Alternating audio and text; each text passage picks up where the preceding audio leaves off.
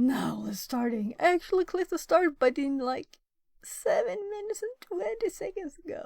Let's start now.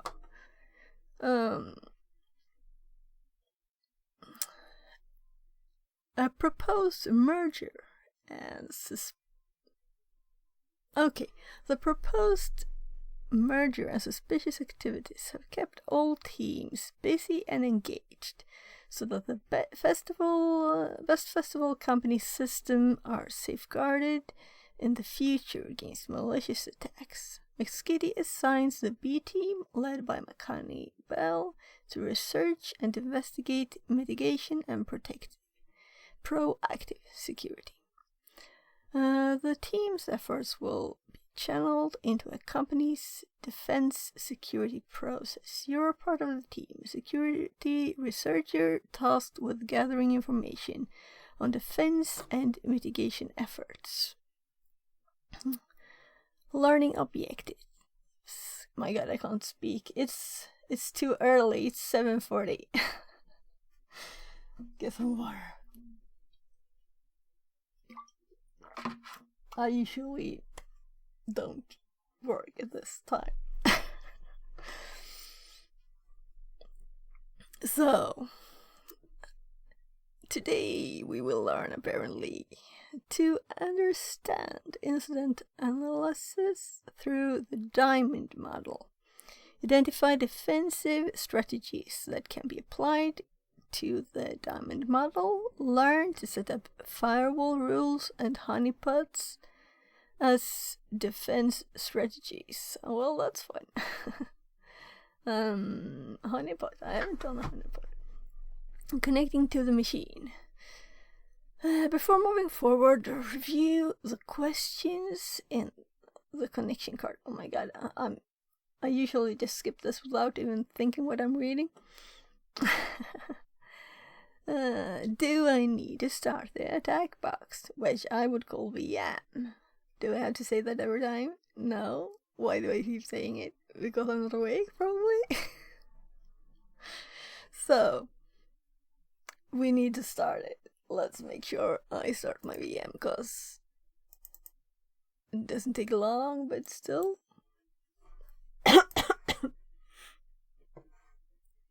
I started already there.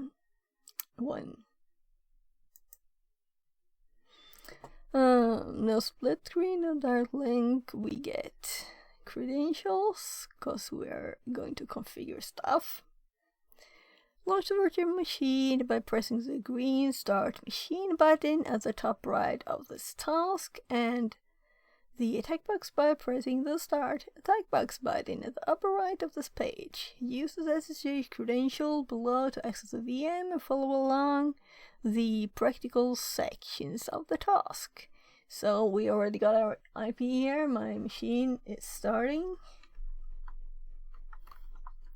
So just entering my password here. I think I'm going to move my control phone over here, which means I have to move my objective that I was trying with the microscope, the digital microscope. This here, I actually put on bigger. I have to show you this. So here, I bought this converter so we can actually put the big objective on this. Though I tried with my old Nikon 18200 zoom, and it didn't work, cause apparently this is f1.8, which works, and the other one is 3.5 to 5.6, I think, and that's too dark. You can't see a thing, it's just black. So there, now I can actually switch quicker between the screens. So you can see here where I will in 2 seconds have the color. So 2 letters entered of the password. No, I think I'll have to redo that, right? Oh, anyone know how to remove that beep? It's annoying. So we're in the machine. Let's open this up bigger. Good morning, machine. Let's there.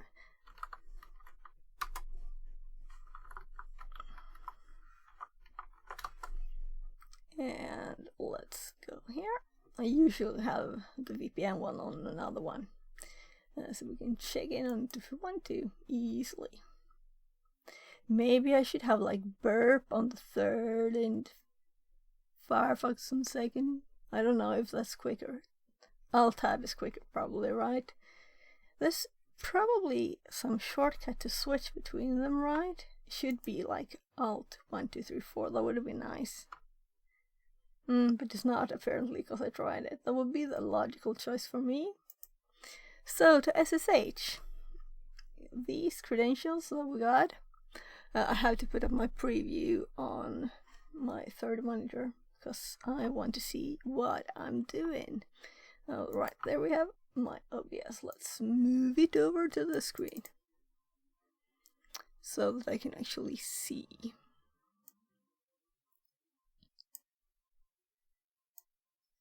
Just tiny adjustment there, so I can see that I'm on the right screen at least. So these credentials, we're going to log in, but I don't think they really want us to do it already, because we might not even have started it, of course. Let's wait with logging in. Let's read all the stuff first. So, introduction. Intrusion detection and prevention is a critical component of cybersecurity, aimed at identifying and mitigating threats.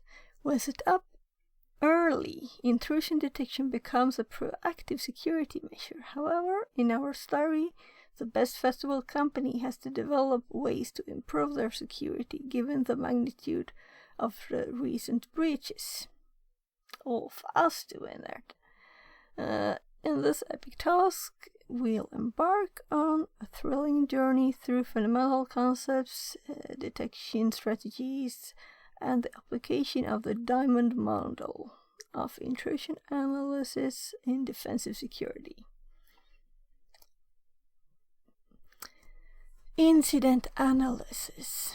Consider the cyber threat events that have recently taken place within the Best Festival company and Antarctic crafts. We have identified clues and artifacts, but we're yet to piece them together to lead us to the attacker. We need a framework to profile the attacker, understand their moves, and help us strengthen our defenses, okay? The diamond model. So let's check this out, because I have never heard of this.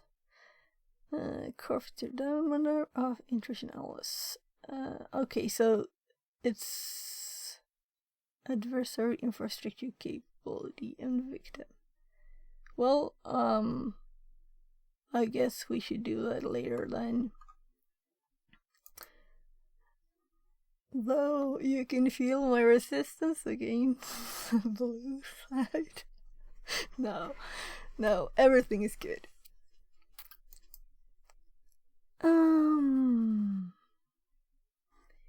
At 8, I'm going to wake up my 13-year-old, so quick break then for 2 seconds, hopefully. The diamond model is a security analysis framework that seasoned professionals use to unravel the mysteries of adversary operations and identify the elements used for an intrusion. It comprises of 4 core facets, interconnected to form a well-orchestrated blueprint of the attacker plans. Okay, so this is the diamond. And we have the adversary, victim, infrastructure, and capabilities. Oh, and I don't read them again there. We'll wield the knowledge we gained from previous days in Advent of Cyber to unlock the secrets hidden within these core features. Adversary. In our exciting storyline, we have discovered a suspected insider threat causing trouble within the Best Festival Company and interfering with the proposed merger with Antarcticrafts. This individual, who we'll call the adversary operator, is not just an ordinary troublemaker. Oh, that's... At least the stream duration one goes off as it should. So 20 minutes is kind of an even number. 5 minutes and 20 minutes. We'll see when the next time is. Sorry for avoiding the important stuff. Was checking my new editions. Have some tea.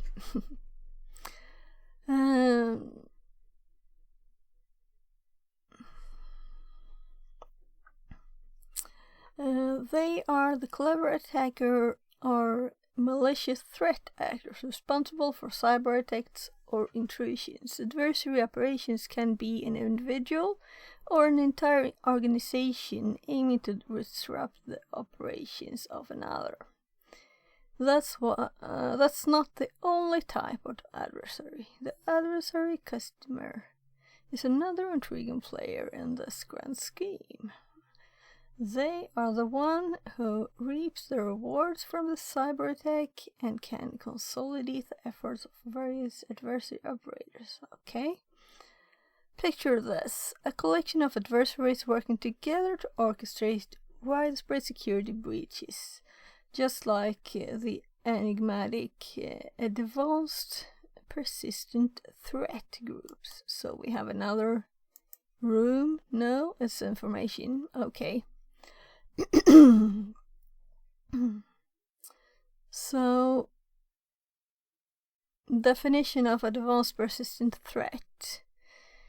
An adversary with sophisticated levels of expertise and significant resources, allowing it through the use of multiple different attack vectors, cyber-physical deception, to generate opportunities to achieve its objectives, which are typically to establish and extend its presence within the information technology infrastructure of organizations for purposes of continually exfiltrating information and undermine the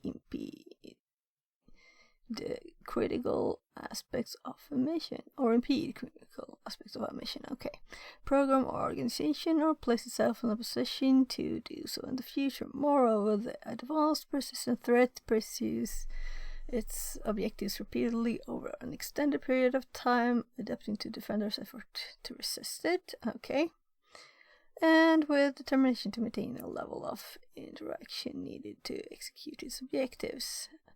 Well, that said totally nothing except from what the words appears that. That's the most horrible definition. Oh well, let's skip this page. That was not well written. Okay. Victim. This is none other than the target of the adversary's wicked intentions. It could be a single individual or domain, or an entire organization with multiple networks and data assets. The Best Festival Company finds itself at the mercy of these adversaries, and we must shield them from further harm. Infrastructure. Every adversary needs tools. And I'm distracted by this having an animation. Okay. Why do such a thing, right? They require software or hardware to execute their malicious objectives. I'm just thinking about how annoyed I am as people. Why do people animate web pages? Why? I don't get it. Fine if I moved my mouse over here and look at what it was, and there would be an animation, but to have an animated image like this when you're reading text, That's just annoying, right?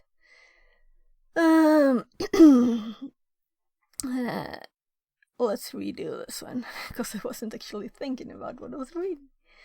Infrastructure. Every adversary needs tools. They require software or hardware to execute their malicious objectives. Infrastructure represents the physical and logical interconnection that an adversary employs. Our story takes an interesting twist as we uncover the USB drive that Tracy McGrady cunningly plugged in, disrupting Santa's. I remember this. Disrupting Santa's meticulously crafted plans. I did this in December, on the days, like I did this whatever day it was before, so it was months ago. But beware, adversarial infrastructure can be owned and controlled by adversaries, or even... I've never seen this word. Adversarial infrastructure, okay, can be owned and controlled by adversaries or even intermediaries like service providers. Capability. Sorry.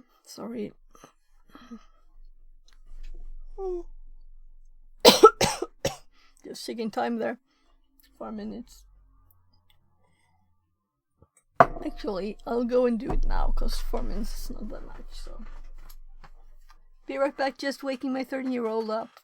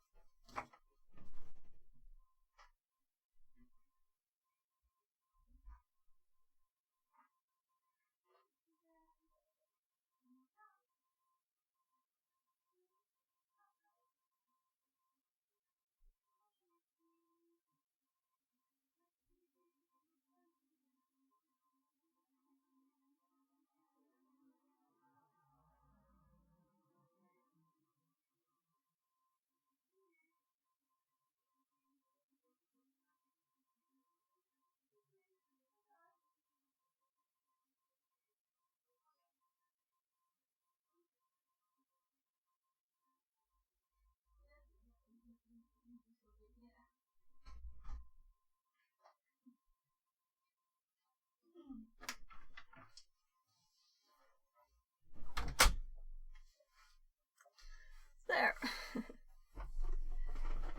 He's a bit awake. I'll have to check on him later.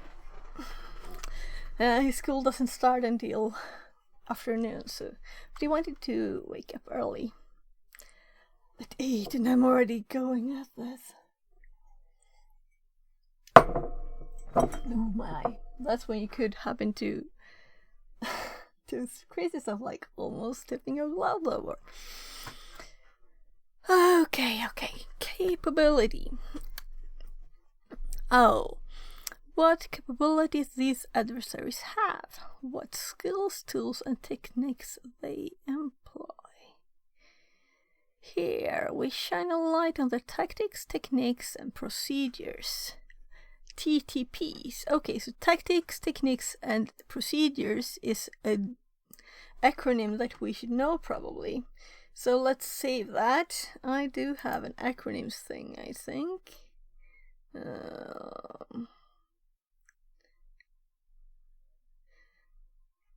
Is it like even a directory here? Probably. No, but this is the box. There, we have acronyms. So acronyms, there. That's good enough. Maybe I should have added but that's not an acronym, right?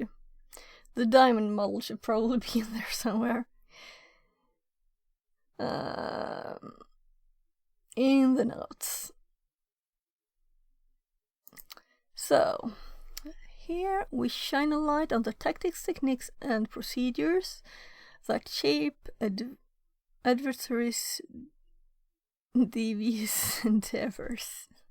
Okay, intruders or adversaries may employ various tactics, techniques, and procedures for malicious activities. Some examples include phishing. Adversaries may use deceptive emails or messages to trick individuals into revealing sensitive information or clicking malicious links. Exploiting vulnerability. Oh, too early, right? I have a good excuse today if I stumble on words. Exploiting vulnerabilities. Adversaries can exploit weaknesses and vulnerabilities in software, systems, and networks to gain unauthorized access or perform malicious actions. This was very well showcased on AOC Day 10, where we covered SQL injections as one of the techniques used. And I don't actually remember that. I have to scroll up to Day 10.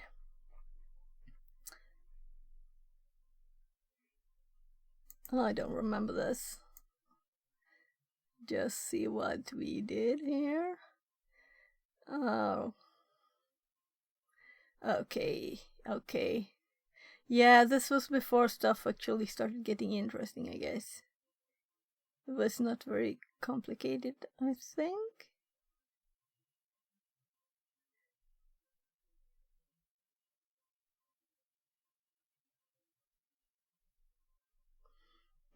Maybe I should read this again later.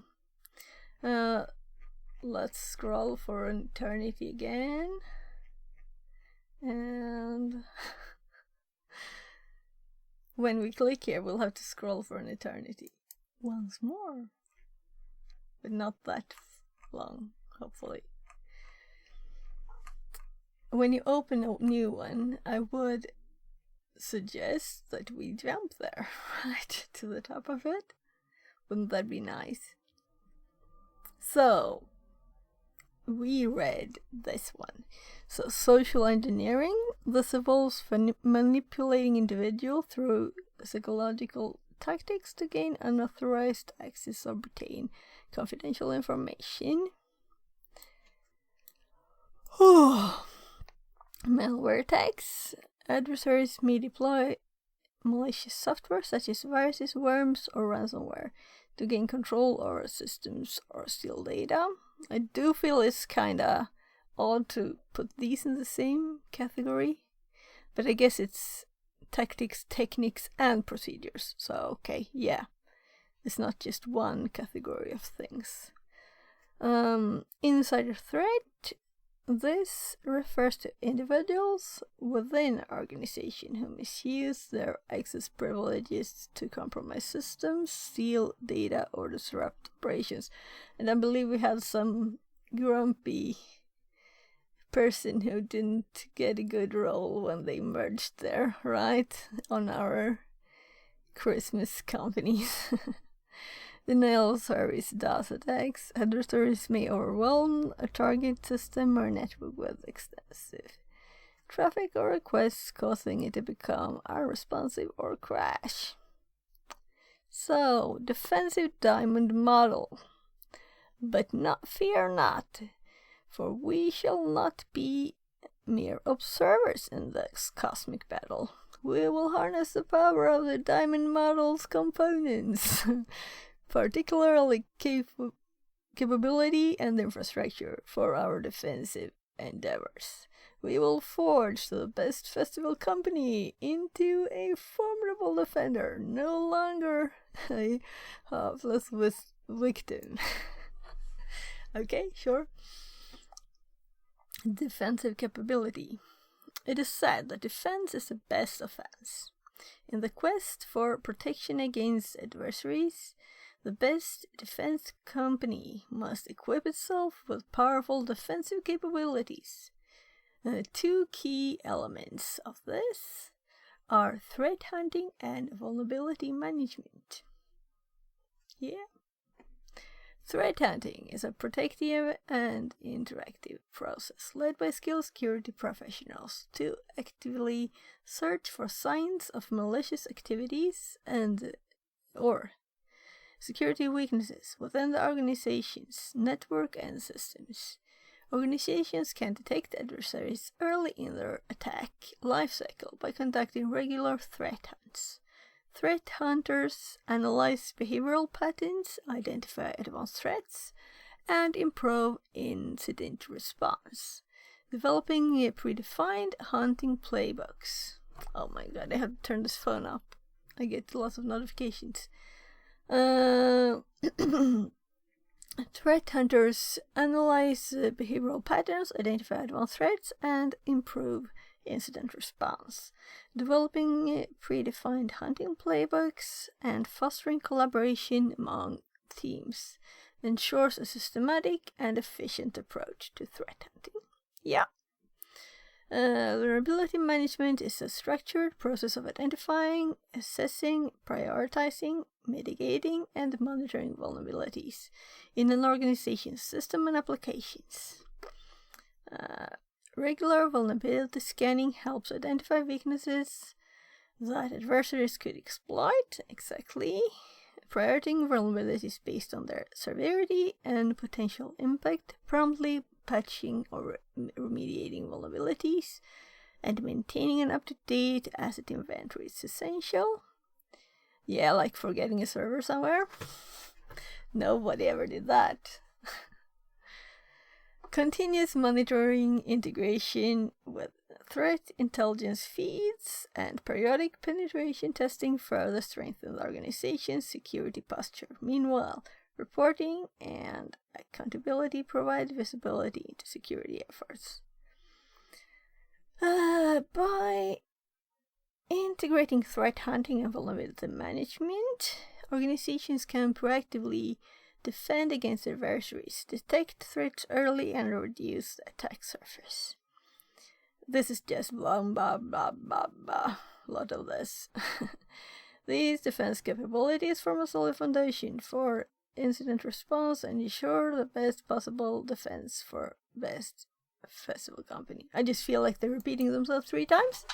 And why have such a long text when they could have made it shorter? Well, whatever. Defensive infrastructure. The best festival company will construct their bastion of defense, fortified with tools and infrastructure to repel cyber attacks.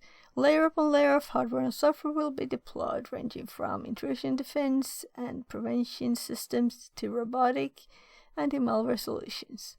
The objective is to impede attackers by limiting their option to predetermined paths and disrupting their malicious actions with increased noise. What? Disrupting their malicious actions with increased noise. We'll see what they mean, I hope. This strategy serves as a deterrent to the attacker, making it more difficult for them to carry out their intended activities and providing, I guess that they mean that they're monitoring stuff, right? We're going to. This strategy serves as a deterrent to the attacker, making it more difficult for them to carry out their intended activities and providing an opportunity for detection and response. By implementing this approach, organizations can strengthen their cyber security posture and reduce the risk of successful attacks. In this section, we will guide Von Winkle on our quest to understand 2 essential components of defense structure. Mighty firewalls and cunning honeypots. This is the only sentence in this bit that's actually useful. Just repeating, I don't get it. It's kind of hot in here already from the lights. I'm thinking lights shouldn't be that warm, right? I guess we get. I imagine what this will be in the summertime. I guess I'll have to turn the AC on. Well, we'll see. So now we're actually going to do something, hopefully. Not just sit there watching. So, firewall. The mighty firewall is a guardian of networks and sentinel of cybersecurity. This network security device stands vigilant, monitoring and controlling the ebb and flow of incoming and outgoing network traffic. With its predetermined security rules, a firewall can repel a wide range of threats, from unauthorized access to malicious traffic, and even attempts to breach sensitive data. Firewalls come in many forms, including hardware, software, or a combination. Their presence is vital, a cornerstone of any cybersecurity defense strategy. The following are the common types of firewalls that exist. They're building the firewall here. Stateless packet filtering. This firewall provides the most straightforward functionality by inspecting and filtering individual network packets based on a set of rules that would point to a source or destination IP address, ports, or protocols. The firewall doesn't consider any context of each connection when making decisions and efficiently blocks denial of service attacks and port scans. So let's just make sure that we get this. I'll of course read the other ones and this will be more clear, but I mean, how would a DOS attack be stopped by blocking a port? That's what I don't get. Well, I'll read on. Stateful inspection. This firewall is more sophisticated. It is used to track the state of network connections and use this information to make filtering decisions. For example, if a packet being channeled to the network is part of an established connection. Okay. The stateful firewall will let it pass through. However, the packet will be blocked if it's not part of an established connection. So, it keeps track of network connection and filter on that. Proxy service. This firewall protects the network by filtering messages at the application layer, providing deep packet inspection and a more granular control over traffic content. The firewall can block access to certain websites or block the transmission of specific types of files. Web Application Firewall, WAF. This firewall is designed to protect web application. WAFs block common web attacks such as SQL injection, cross-site scripting, or denial of service attacks. Next generation firewall. This firewall combines the functionalities of stateless, stateful, and proxy firewalls with features such as intrusion detection and prevention and content filtering. For a reminder of the task, we shall focus on one application of a stateful inspection firewall in the form of an uncomplicated firewall. Is that an actual acronym? Uncomplicated firewall? Seriously? Well,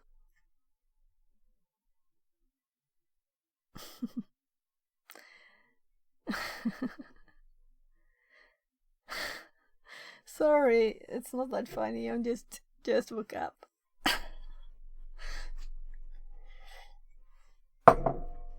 Everybody awake? Nobody awake?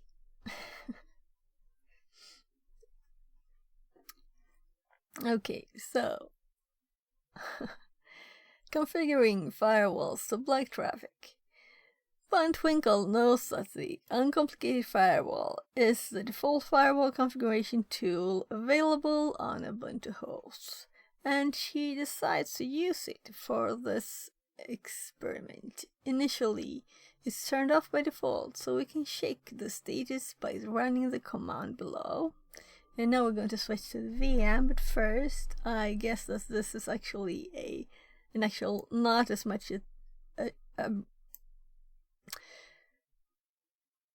this is a command, or it's built in Ubuntu firewall, so I should probably make notes on this, but I don't think I have much at all on stuff like that. This is more like I think I have something called like blue or something. Not that I mind. I mean, firewalls are good. So how should I organize this? That's my thought. Should I do it?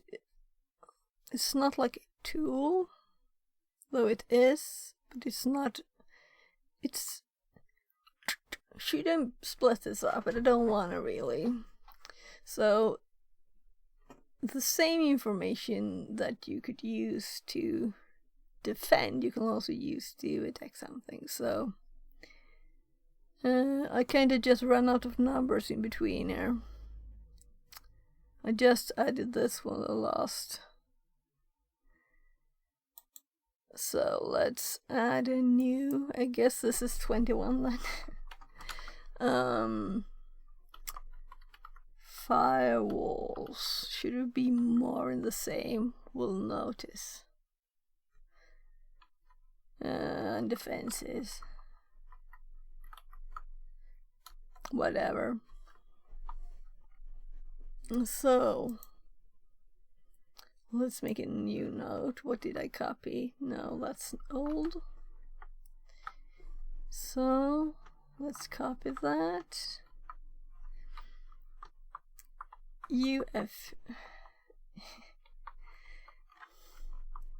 I'm seriously very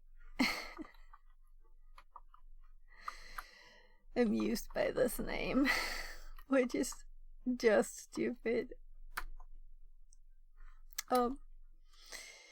My excuse is that yesterday I did not wake up this early.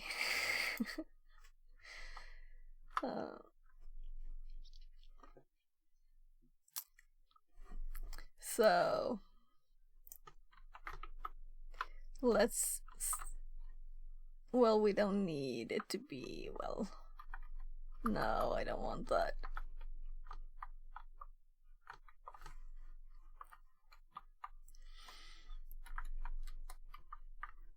There. Let's log in again to my calling machine here.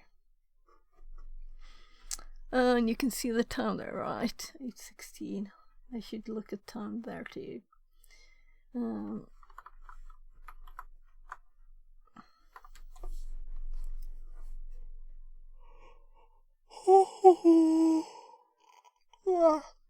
Proof that I'm actually tired still. Configuring firewalls to block traffic.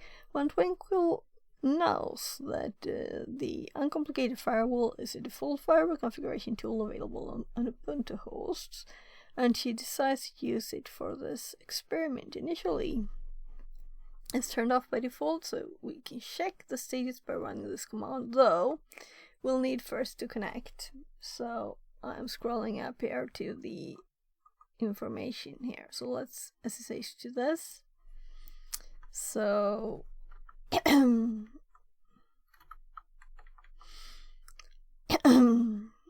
we have one Twinkle. Oh my god, I can't spell it. One tool. Twinkle. And remember, you can switch to screen if you think I'm on the wrong one. You just do exclamation mark left or right. And actually I added redeems too, so you can with redeem switch screens. THM/left and right/Kali. That's my different ones.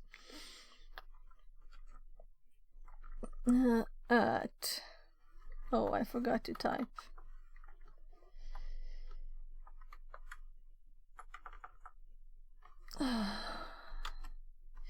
Well, which one should I show you? It doesn't matter here, right? I forgot to type SSH, so I just back to NKLE at 10.10.241.43 there, and then we have the wonderful password of Twinkle Star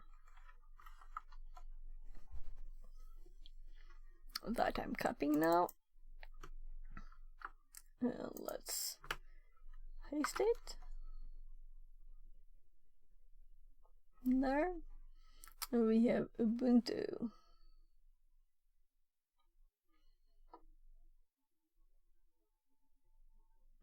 I've been thinking I should decrease the frequency that we get the information about the YouTube and Discord and whatever I have TTS.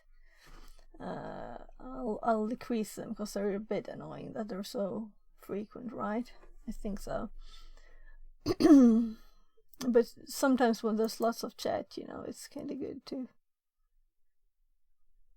And the stream duration, I think it's every 15 minutes.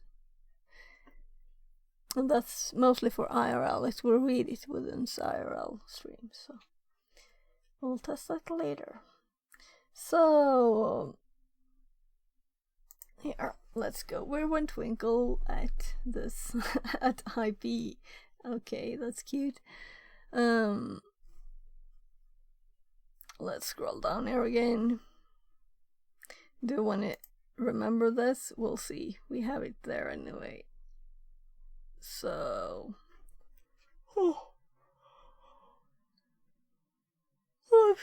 I'm sorry. Still waking up.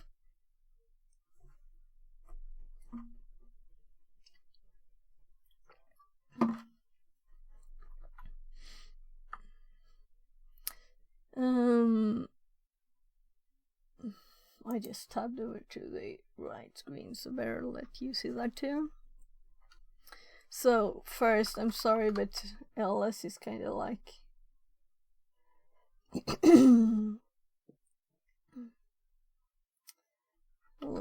I'm just curious here. What's this?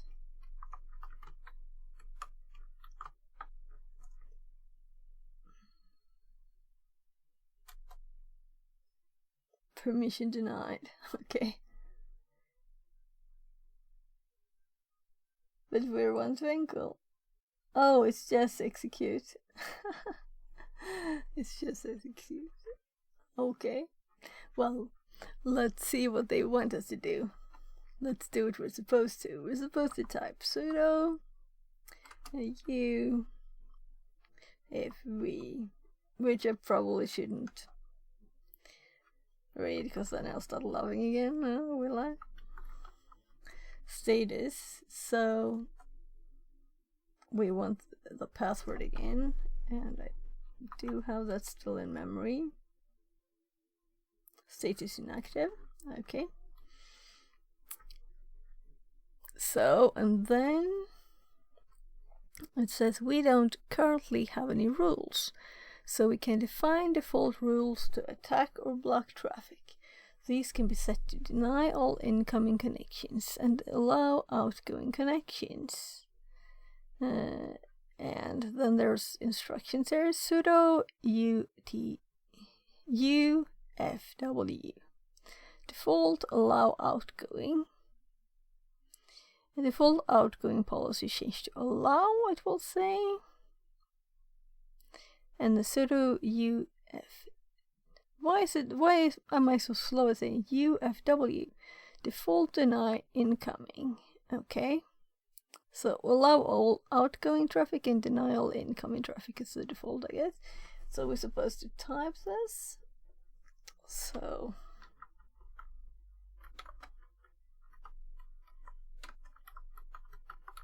and I'm going to type everything so that I remember things better. Because if you just copy paste, it's not the same, you know. So not a good place to be lazy.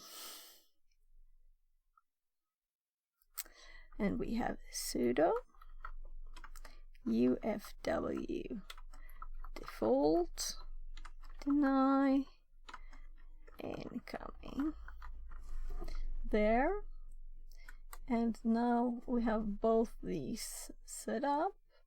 And I'm actually going to copy this bit. And then I'm going to paste it. Oh, sorry, it was still on that screen with my focus. Let's paste it here. Or we could do a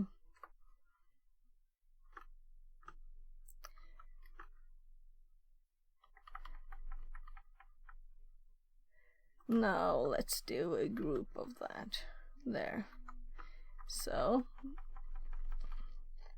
the status one, I'm actually copying these parts too because this is kind of interesting. If I would use this, but I assume I would use something more probably named. I don't even remember what the one I've used is called. That's not a good memory. So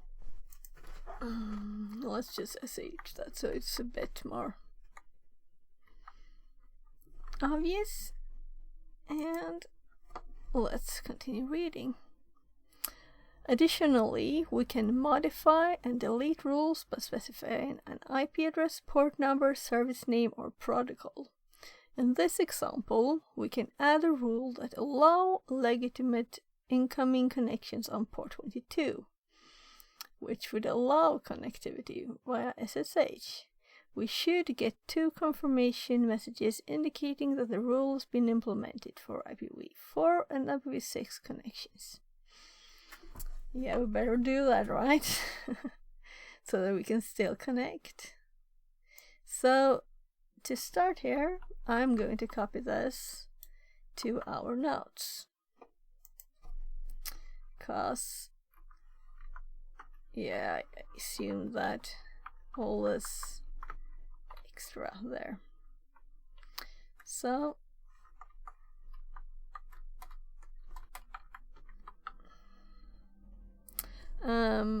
firewalls rules can get more complex, incorporating specific IP addresses, subnets, or even specific network interfaces. Sudo UFE deny from IP address, rule added. Sudo UFW deny in on Ethernet 0 from. Okay, so you can even add what interface it's supposed to deny these on. So if this was coming from ETH2, it would be okay. Okay. Once we have added our rules, we can enable the servers and check the rule set. First, let's make sure we have these, because they kind of explain themselves. We don't need any notes more than just the. Well, I get the extra one. Yeah, of course.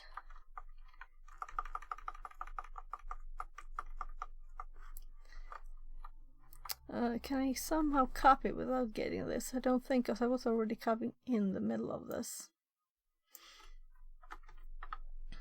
Maybe there's some kind of thing that I don't know. Oh, Control Shift Paste made it not do those, I think. Because if I Control V, yeah, I get both. And if I Control Shift V, I get only text. Nice, nice, nice. Then we don't have to do lots of other stuff here.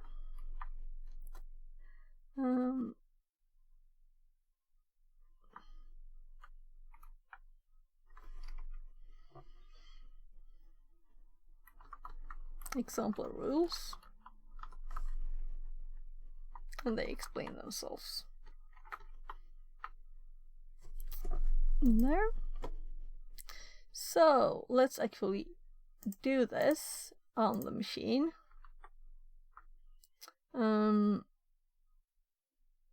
Just going to scroll so that I can see most of it. So should we actually do these two? I guess so. Guess so. Let's do them.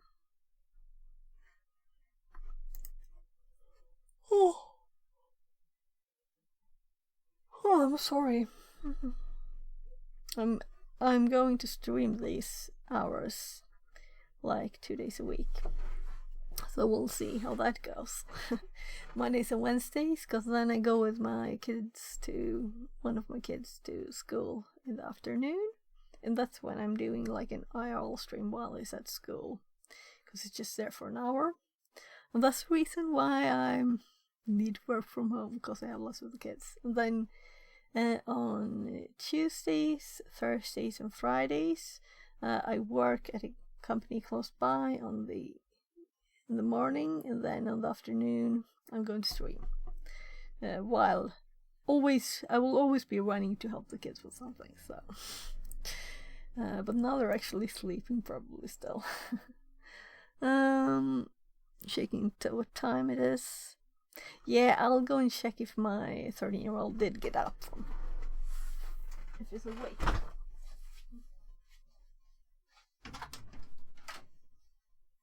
God morgon.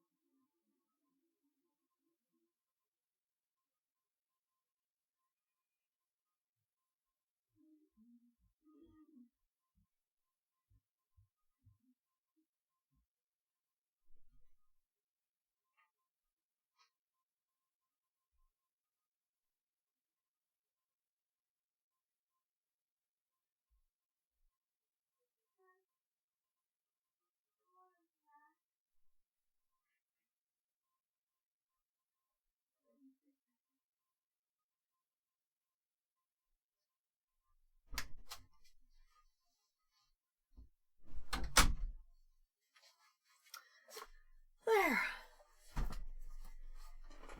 Oh, both awake, kinda. Not breakfast ready, really. Not that I feel like I'm breakfast ready, though I ate an hour ago. Oh well. Just making sure we're on the right screen. So we did the basic rules, allowing outgoing traffic and denying incoming. So now we have to add the rules. So first we add so that we allow 22 TCP. So following the directions here, sudo ufw allow 22/TCP, and it should update the rules for v4 and v6. Yeah. I heard someone actually going to start using v6 like not allowing v4 anymore. Some country, I don't remember what country it was. So we'll probably actually be using v6 sometime. What year did they start? I mean, will they come up with the definition? I won't look that up. Sudo ufw deny from 192, 168, 125. There. So deny from. So now we just specify the IP address. So nothing allowed from that one. And then we do sudo u UFW. Deny N on. Okay, so the syntax here is different. So the N on E0 is the specific bit there for the Ethernet card.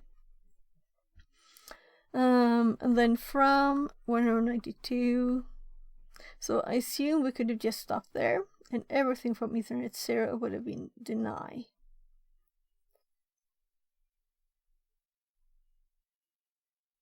But then we wouldn't have said in or out. So allow seems to be incoming, and deny from. You say from when you say it's outgoing, right? No, from it's incoming. What am I really saying? Is allow is incoming. How would we specify that what we, let's say we want traffic incoming from something, but not to be able to send to it, or outgoing? Maybe I should look up more exactly. We might learn in this. And 168.100.26.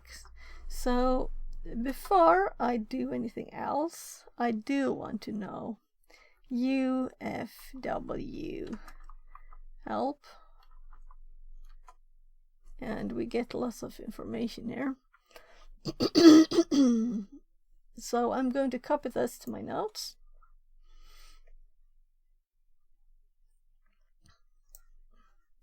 And it will be kind of obvious where these notes come from, right? One twinkle in the notes.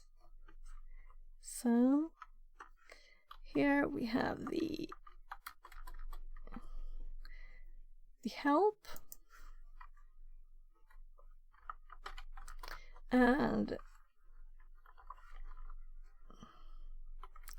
I usually do something like this so that I can fold it, but for that to work you need to have another header too, you know. So if it's like whatever. Gaming Golfer the Struggle Bus Israel says, very nice note-taking smile. Obsidian. Oh, thank you. Smile. Yeah, it's Obsidian. And then we can just cut this bit to the top, because the help is usually very interesting, right? So, and we can remove it so we don't see it. There. And we can see that this help comes from When Twinkles. We'll always remember that this was from the advent of cyber. But welcome in, Gaming Golfer. Welcome in. Yeah, I'm doing the advent of cyber. I did the up to number day 10. Day 10. Are you in the cyber/info field already professionally? No. I've worked in IT since like 95, but then I've been home with kids with special needs. So that's where I am right now. I'm working a little bit with not cybersecurity stuff. And I'm thinking that I hopefully would be able to get a full-time job there by still helping the kids with some stuff. So that's my aim right now. So studying stuff. The name of this building firewall kind of made me laugh. Uncomplicated firewall. So are you working in InfoSec cybersecurity?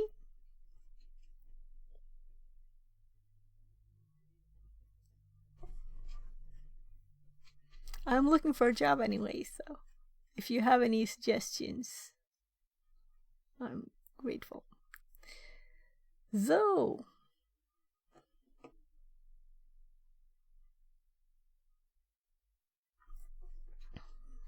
Indeed I am. Blue team. cool. Yeah, if you have any suggestions.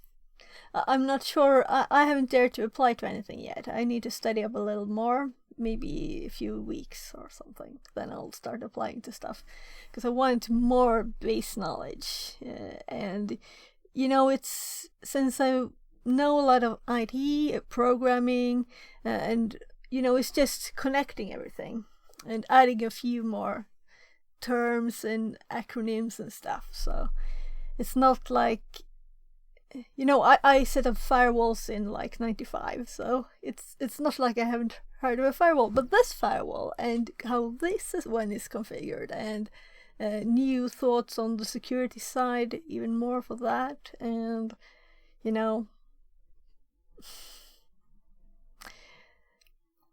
so there are things to kind of connect all the knowledge that I have and learn lots of new stuff too. Arduku says, "Hi, I don't want to sound weird, but since you considered making changes to the bot/streamways, 2 things to consider. 1. Add. In the message, ads are starting. And 2. Mute your microphone when you go away from the PC, you may not want to stream your conversations, not that it happened since I follow, but it could." Okay, thanks for the suggestions. I would mute. I actually have a mute button. But I'm, I don't care if you hear me waking up my kids. It's not really very secret. So, but thank you for the suggestion. And let's see. Add in the message, ads are starting. Okay, so a warning before, I actually had that, but I removed it. So would you like Gaming to have... Ball for the Struggle Bus Israel says, Suggestion I can offer is make a GitHub and put all of your THM/HGB write-ups on there and link on your resume/CV. Yeah, thank you. I have a GitHub, but I have not put anything like that there already. I'm also considering changing my Obsidian notes so that I can put them up there. Now there are parts in here that are just... I have a programming one here. And this is actually one of my kids, but actually probably nothing's... Well, you get it. My streamer bot backup script is already there. So. Fixerbot says, "New Thanks follower for the Twitch. follow. Welcome. New again. follower Gaming Golfer. Less than 3. So I'm thinking, I just thought of this actually, because I have other people's here too, and I don't want to... I'm thinking I want to split this out, because when I search, I don't want to get results from someone else's Obsidian notes, like Alhazred. I don't want his reply when I search for my notes. So I'm going to move some stuff out of this, and maybe I'll just share this as a public. It's a private repo now, so it's still on GitHub. Probably make a new one then. But yeah, I have kind of like my write-ups in this boxes here. But I haven't finished very many yet. So that's one of the things that I'm going to prioritize more, to actually do that instead of just try to learn random stuff. So I'll do this Advent of Cyber, then I'm going to start doing boxes more. So I'll practice that. And I'm going to add them to GitHub, definitely. So, thank you. Let's just see this suggestion with ads. I'm sorry you can't see what I'm pointing at. Here. Consider things. Add. Ads are starting. Do you want me to have a warning before ads are starting? Is that it? Or I think I have a message now saying ads screaming chat. If you want me to pause, like ads are starting. If you get ads screaming chat, so I can pause what I'm doing. So since the TTS is there, I will hear. Arduku says. Hear it. The bot message sounds more like a demand, not a suggestion. Okay, you think I'm to do this? That one. Okay. It was the thought was that it was supposed to sound a bit funny, but like screaming chat. We can go here, and I have this warning that I used to add. Ad starts in 5 minutes. Do you want me to add it? Then I can do that. Here we have this one.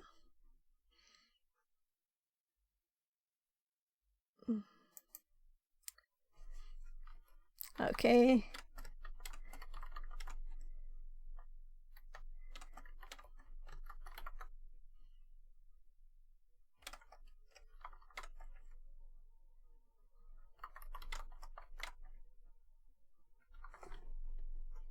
There.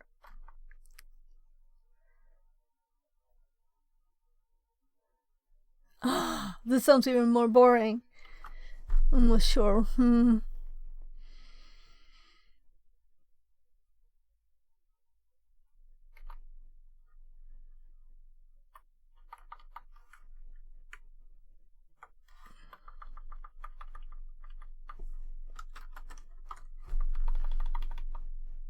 I don't want it to sound like you have to scream in chat if you get ads.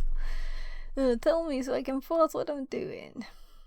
Oh my god, Carl is falling asleep already. Wake up. It's not that late in the night already.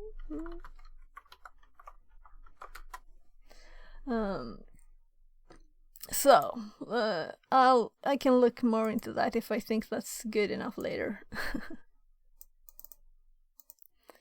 So, is that okay? Just tell me if you think it's bad. And we're on the notes. Let's get back into this. I was just copying the help from the UFW command to make sure that I had already my SAMI is not connected, which means I can't use my quick buttons. So I'm just checking that we have it on still.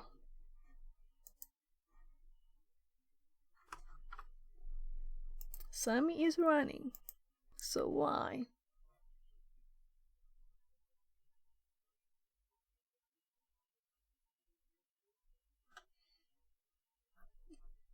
Waiting for a reconnect. There it is. So this is what my buttons look like.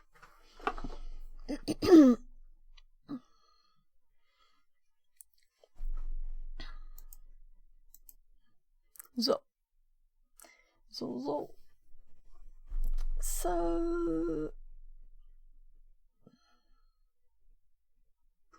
there, and also there are both redeems and commands right left if you want to switch my screens.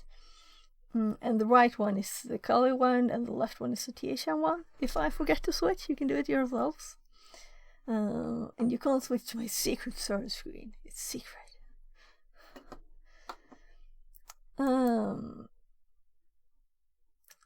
So this help. This is the top of the command here. And just make sure enable, disable, set default policy, set login level, allow arts, add, allow rules, deny. Johannes arts. says, Hey, I'm here in the background working and listening. When rot, Hi, hey, when rot, Johannes. beautiful. Good morning. Good morning.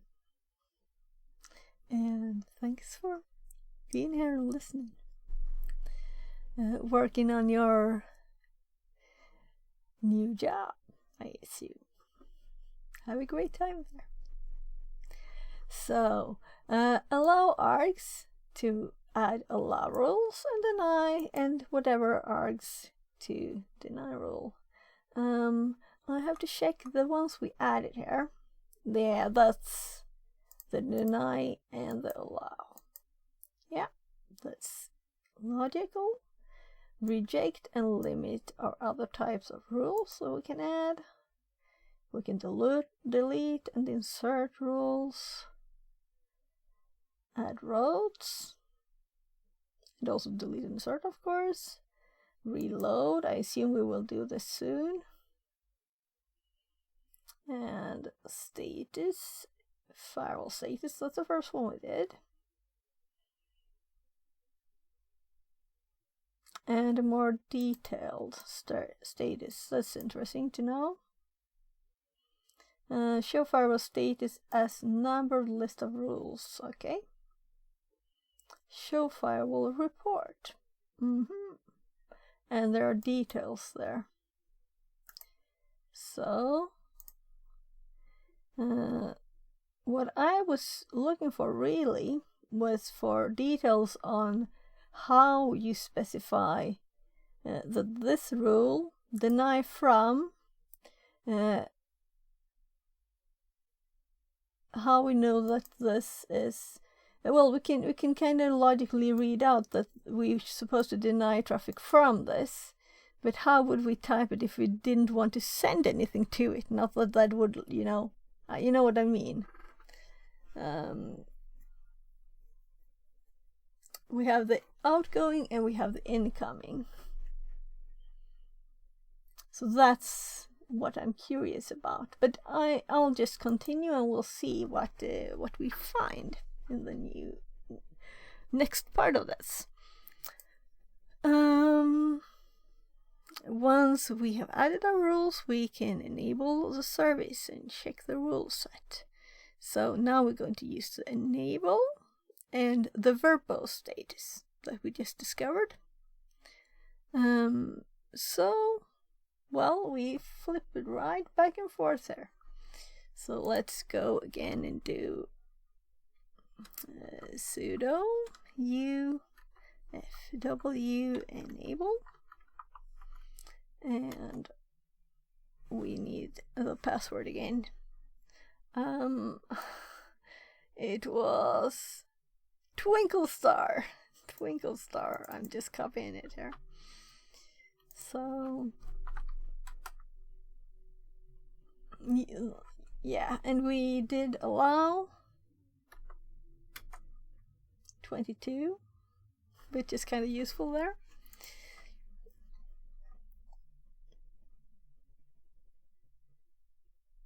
I'm just scrolling to the right place again here so that I can read. So let's sudo ufw status verbose, and logging is on low. We have deny incoming, allow outgoing, disabled, routed. Okay, so new profiles, skip. And we have the 3 rules we added. Yeah, and the second one for v6 too. So, because it was actually replying twice here. When we added this rule, we have double. And let's add these to the notes just to be thorough. I did add the help page though, so it's kind of redundant, but just copying these and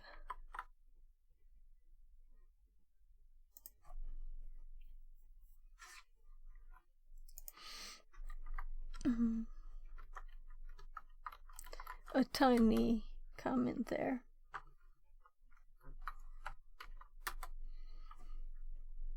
And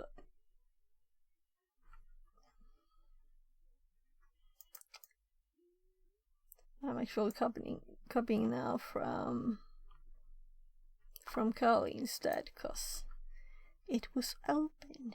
And the other one I would have a tab. So there.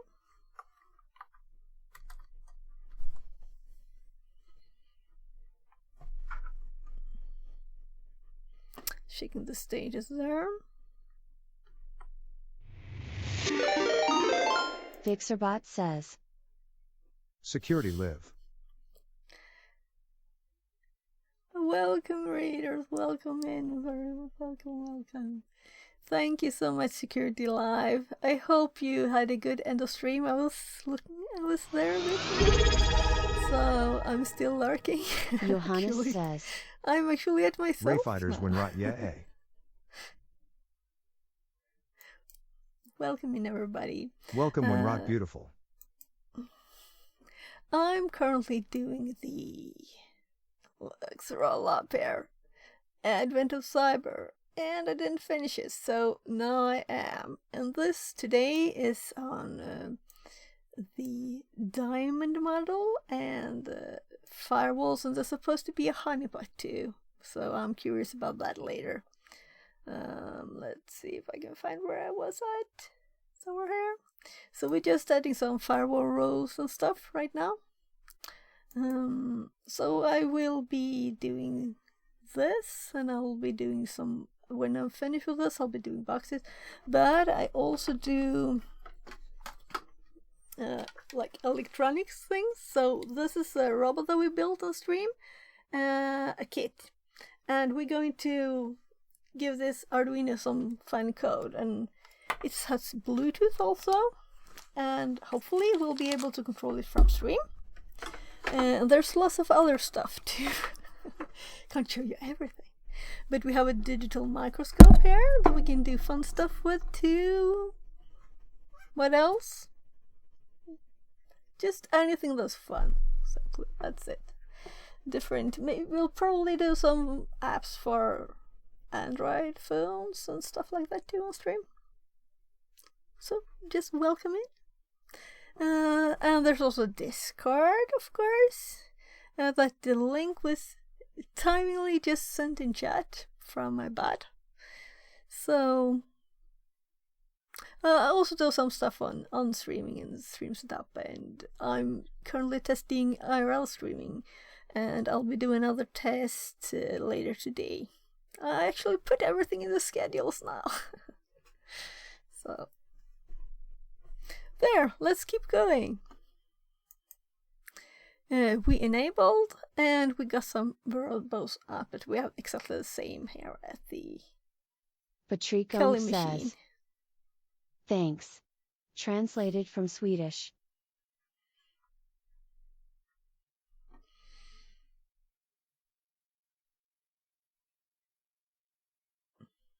So, and also I take suggestions if there's something you want me to stream or to research or anything.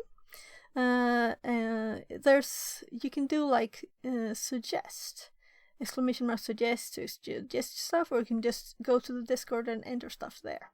So, what happens if the rule is incorrectly configured? We can reset the firewall and revert to the default state and be able to continue the rules fresh. Okay, so reset sounds kinda hard though, right? Remove everything. Oh, it's backing up stuff. That's nice. Let's do this. Sudo ufw reset.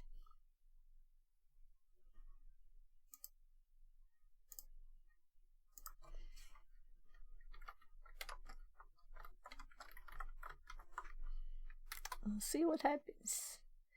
Resetting all rules to install defaults. This may disrupt existing SSH connection. Proceed with operation. Yes. And it's already set.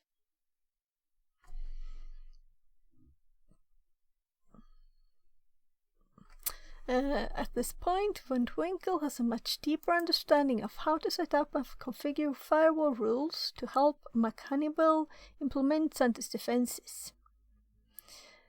Honeypot. This is fun because I've never done a honeypot. We'll see how much we'll learn, if it's just a tiny bit or a lot. This is another intriguing piece of infrastructure in the world of defensive security. Picture a trap laid for the attackers, a mirage of vulnerability tempting them away from the true treasure. Behold the honeypot. A honeypot is a cybersecurity mechanism, a masterful deception. It presents itself as an alluring target to the adversaries, drawing them away from the true prizes. Honeypots come from various forms. Software applications, servers, or entire networks. They are designed to mimic legitimate targets, yet they are under the watchful control of the defender. For the best festival company, envision a honeypot masquerading as Santa's website, a perfect replica of the real one. Honeypots can be classified into two main types. Low interaction honeypots. These honeypots artfully mimic simple systems like web servers or databases. They gather intelligence on attacker behavior and detect new attack techniques. High interaction honeypots. These honeypots take deception to new heights, emulating complex systems like operating systems and networks. They collect malicious data on attacker behavior and study their techniques to exploit vulnerabilities.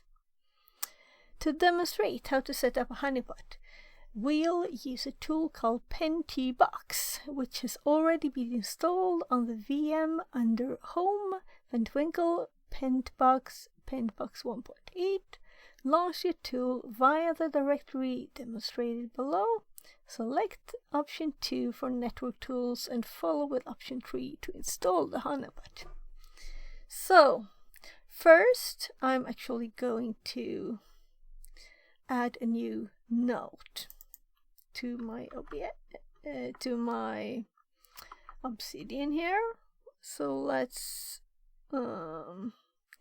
I added a firewall and defenses. Should we have honeypot under here?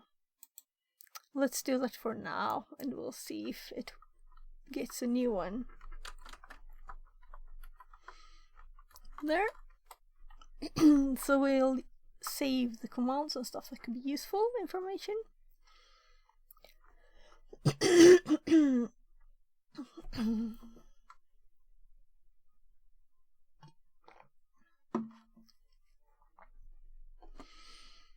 Oh right, you know what I forgot? I forgot to shout you out, Security Live. Let's do that, of course. Should we try my command if it works? Cause I had problems with it, so I haven't used it. Let's see. I have not debugged it, but it should work. We'll do a live debugging. Security_live, one of the names I've typed many times here. So let's shout out Security Live. And Security Live, he does so much cool stuff. And right now he's been moving from streaming on Windows to streaming on Linux. So he has had to solve lots of problems there. We'll see. Did we get us a shout out? Or should I do I'll do the other one too.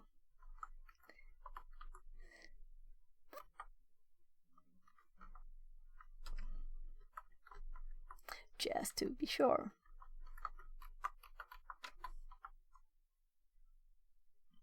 There. And that worked better. So all go follow Security Live if you don't. I expect most of you just came from the right, so let's continue. It's already installed, We just have to look at it.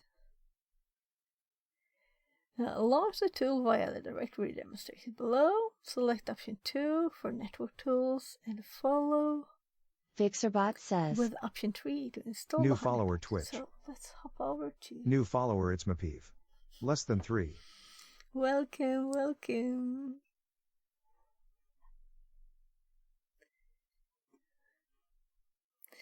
So, I'll just make sure that we actually can see that. Security Jive says. Banhammer. JK. PV says. Thanks. I'll be quiet. But seriously, didn't it read it? No, it doesn't read it. I'm trying to be quiet.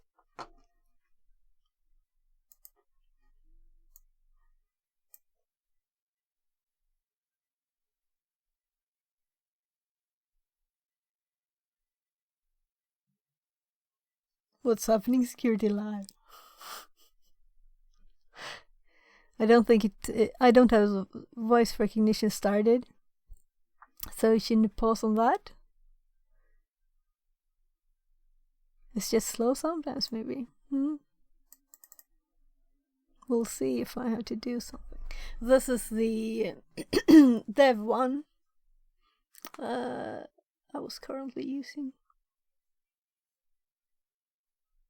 Let's just stop it and start it again. That Connected to does channel not Fix It. usually happen. Does not usually happen. I even started voice recognition now. We'll see if it wants to pause or not. So let's go. We have this directory, and I don't want to type it a million times. So I'm going to actually cd into this, and we can take the chance to look at what's in here.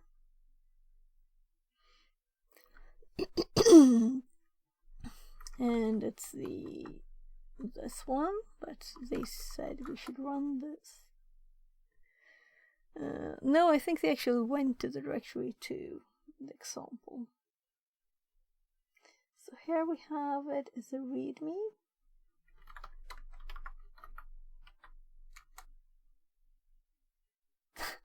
That's a nice readme file. That's not what you want to see. A link to a web page. What if you don't have internet? Oh, whatever. So, we're supposed to do sudo.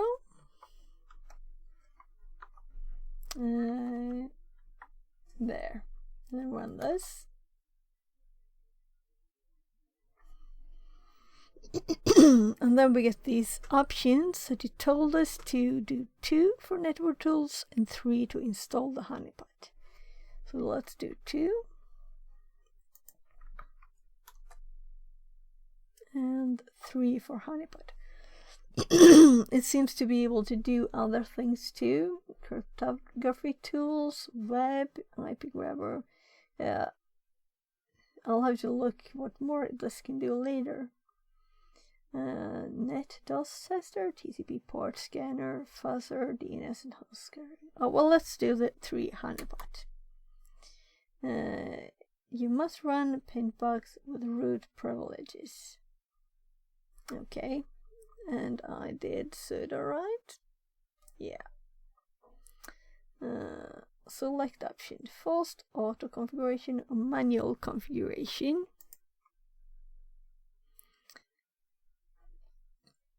We have to read the rest. When we select the option to set up the honeypot, we can choose to set up an auto configuration or manual configuration. The manual configuration offers more options to allocate which port to open and a custom message for the honeypot to display. Accompanying these options, log data will be collected and displayed on the terminal for every intrusion encountered. With the active honeypot, we can attempt to connect to the VM by navigating to the attack box Okay, on the AttackBot browser, you should see the custom message crafted from the honeypot. Once connected, the intrusion will trigger an alert on the honeypot, and log will be created showing the attack IP and port. Okay, so we're going to configure it.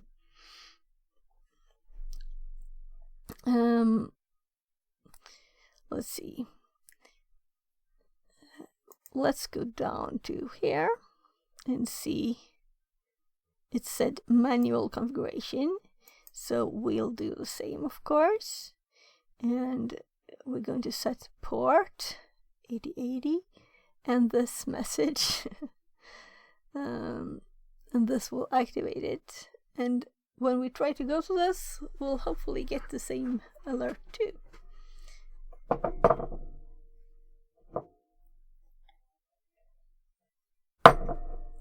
So manual configuration. I'm kind of curious though what fast auto configuration is. Support, we set it to 8080. And the false message show, now I'm going to copy, because this is nothing I need to remember. Santa's gone for the holidays. Tough luck. There. Save a log with intrusions. Yes, of course, but well, let's do yes. Log file name. If I just click, right? The curious thing is that we don't have this on the THM page, but whatever. Yeah, we want a beep. I don't like beeps, but this time okay. So now the honeypot is activated. So let's try going there. I'm just going to check. Oh, this is unfortunately. I was hoping for a bit more, but this is like the end here of this. So I guess we'll have to explore it more ourselves. So let's go and see if we can get it to get an intrusion detected. So since I have VMware, the VMware bar up here, I put the Kali one down here, and I'm starting to get used to it, but it's kind of still, I'm missing it. Going up here looking for it. Oh, right. My VM crashed yesterday. I was doing lots of stuff, but Firefox still remembers stuff. But my burp is gone, of course. So let's do this IP address. I guess Google will probably try searching with this. We'll see if I just do 438080. Better copy it to make it easier. And I don't have burp on. We'll skip that for now.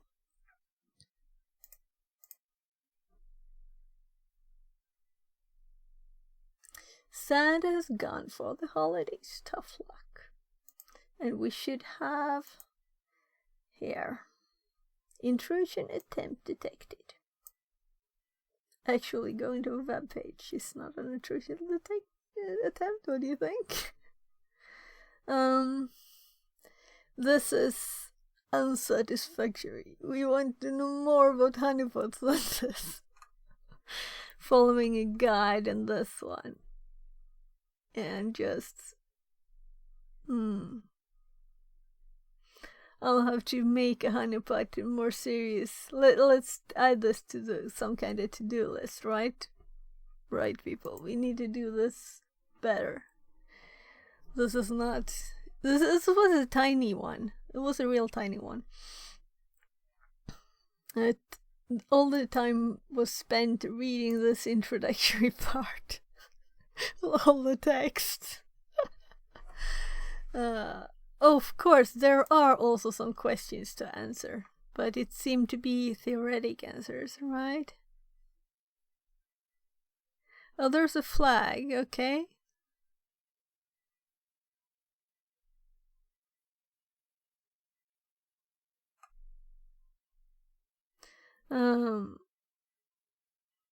After learning about firewalls and honeypots, when Twinkle puts his knowledge into practice and sets up a simple website to be hidden behind some firewall rules, you can deploy the firewall rules by executing one Twinkle rules. And that's why I couldn't cat that file, because it was only executable.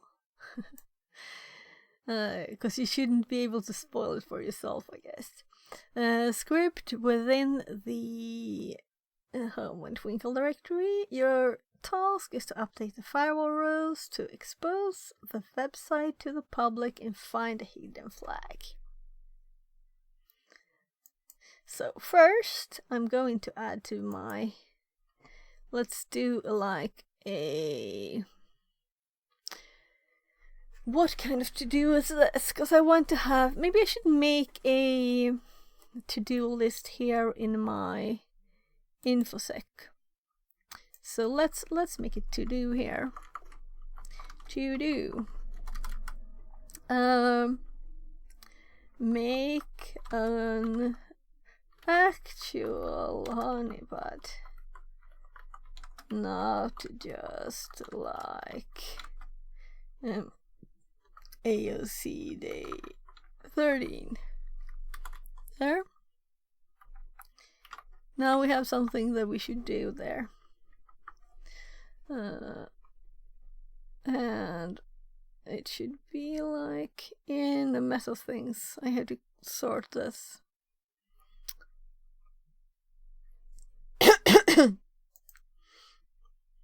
Well, and also this is on stream, right? We want to do this on stream. So this was not lots of notes on this. And the firewall bit was kind of nothing to... Oh, whatever. Whatever. What's security model? Okay, I'm too lazy to type. But maybe I should have just typed.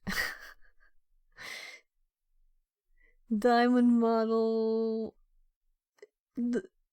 Seriously, I'm so stupid. I should have just typed. That was not very easy to copy a link, right?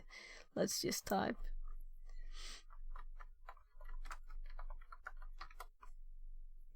So, we have a 1-day streak. Which defense capabilities used to actively search for signs of malicious activity. Defense capability. Oh well, what was that? Oh my god, this scrolling is infinite. I don't have to answer these, of course, but...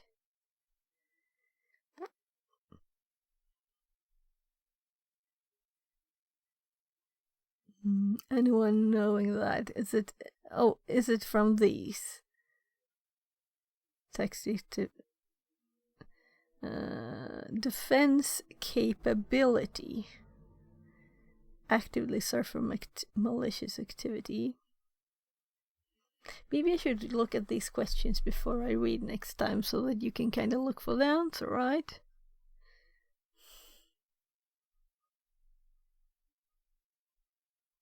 And that's... No, I think I won't do this right now, simply because I want to look more at this. So we set it to log this. So if I'm thinking, should I leave this running or should I just... Let's just Control-C that. So we got this web link. If I cat this again, let's look at this.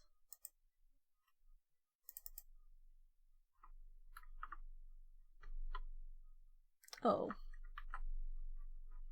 I forgot. Open link. Let's work.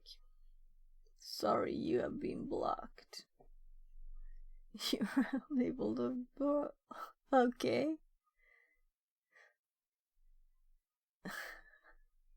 What?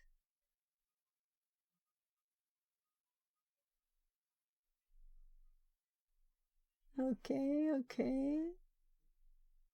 So, maybe not a thing to do when you're on the VPN, I don't know. Or doesn't it want people to come from Kali? I don't care really, but it's funny, you know, that we were sent to this website to see how this works. And it didn't go very well, did it? And also, when I open this here, so we can't actually see this. Okay, well, that's nice. So I'm just closing down Firefox on this one. I'm actually thinking that we'll continue with next day and see what that has to offer. It's 9:20. I'll go and do a quick check of my kids first. And let's jump out of this one, because there didn't seem to be much more. Or maybe, is there something I need this box for? I don't think so. I think the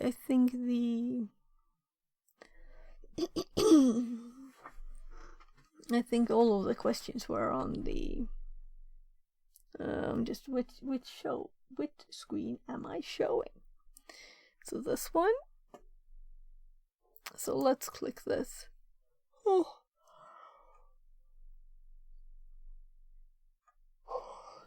So day 14. The little machine that wanted to learn. And let's learn from our mistakes and start with looking at the questions, because we don't want to scroll up and down, because that's annoying. And apparently I started answering one question. Sometimes I try to hold the streak up, you know, so I just answered a random question. That's probably why. So let's duplicate this tab so we don't have to scroll up and down like crazy.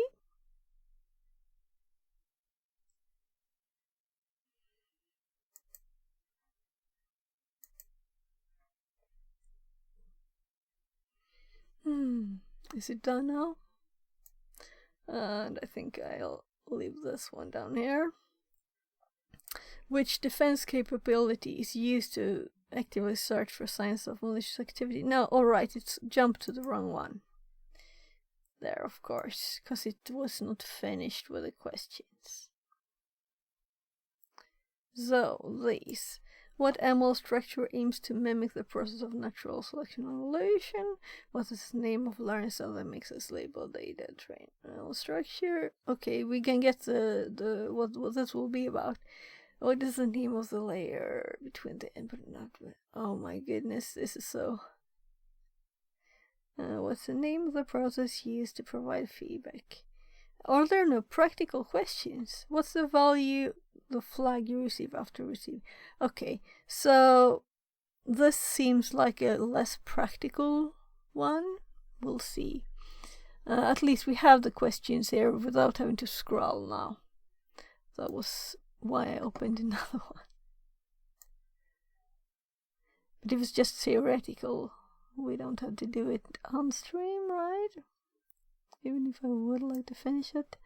The CTO has made our toy pipeline go wrong. By infecting elves at key positions in the toy making process, he has poisoned the pipeline and caused elves to make defective toys. Okay. McSkitty has started to combat the problem by placing control elves in the pipeline. These elves make measurements of the toys to try and narrow down the exact location of problematic elves in the pipeline by comparing the measurements of defective and perfect toys. However, this is incredibly tedious and lengthy process, so it's looking to use machine learning to optimize it. I'm thinking of removing some of the messages that we are getting, the automatic ones. You can set your TTS voice and how your nickname is pronounced as security live TTS config HTML. Don't forget that. Thank you, security live, for the TTS.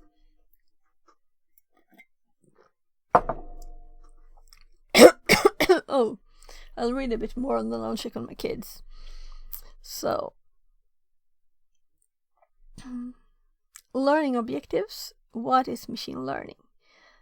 Basic machine learning structure. Oh my god, I'm sorry. I'll go check on them now so my voice can rest for a sec.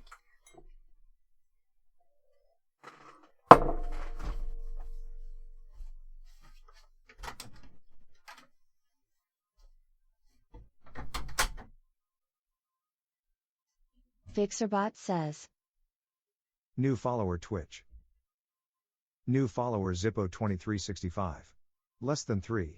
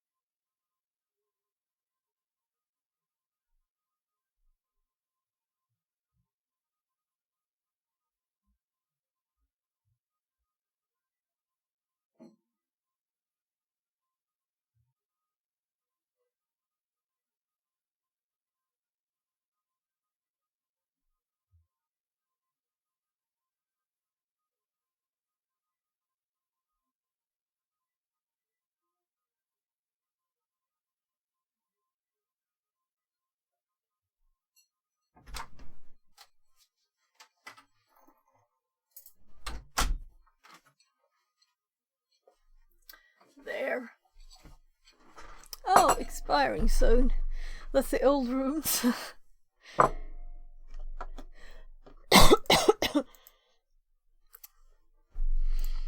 I actually got myself some yogurt for the throat.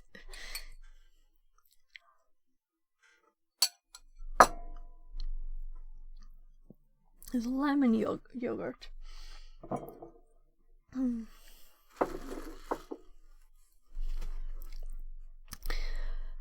So,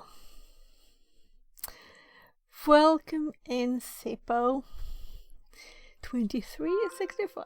Welcome in. The CTO has made our toy pipeline go wrong by infecting elves. Yeah, I read that. So, what is machine learning? Basic machine learning structures and algorithms using a neural network to predict defensive toys. Okay. So, no attack box. VM means start box up here. Start machine. Oh. Okay.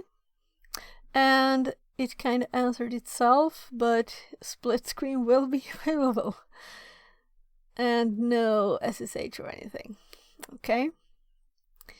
To access the machine that you're going to be working on, click on the green Start Machine button, located in the top right of the task. After waiting 3 minutes, the VM will open on the right hand side.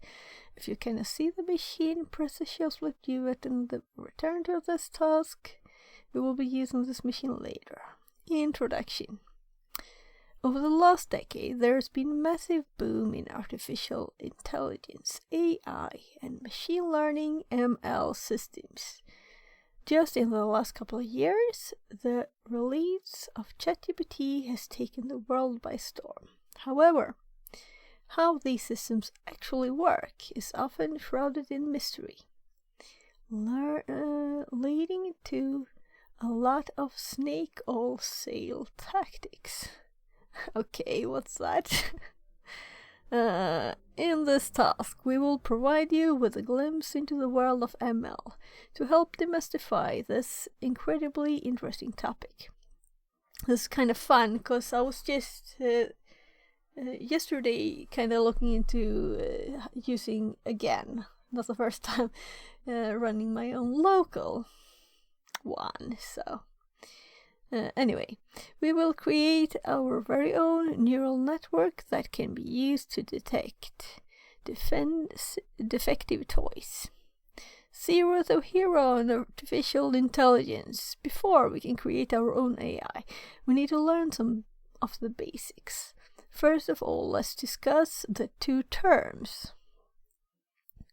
The term AI is used in broad strokes out there in the world. Can we change the size of this, or should I just... There. Now it's covering both screens. So we have one full screen of each, almost. What do you think? Is this harder to read, maybe? I was just gonna go... It was a little bit bright light to me, that. Oh, this is so annoying. We're getting the expiring machine, though the machine is actually terminated.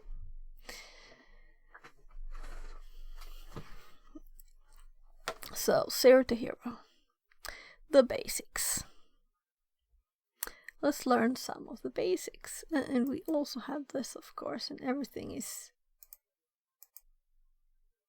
No, I'm not sure that was a good plan. What do you think? Maybe just using this is better. We'll try this. The term AI is used in broad strokes out there in the world, often incorrectly. We have to be honest with ourselves. AI can't just be a bunch of if statements. A better term to use is machine learning. ML refers to the process used to create a system that can mimic the behavior we see in real life. This is because there is intelligence in real life and its structures. The field is incredibly broad, but here are a couple of popular examples. Genetic algorithm. This ML structure aims to mimic the process of natural selection and evolution. By using rounds of offspring and mutations based on the criteria provided, the structure aims to create the strongest children through survival of the fittest. Well, how do they do that? But I think this was kind of what they were looking for, right? At the questions. So let's see. Reading the next question. What's the name of the learning style that makes us use labeled data to train Emma? Okay. Practice swarm. This ML structure aims to mimic this process of how birds flock and group together at specific points by creating a swarm of particles.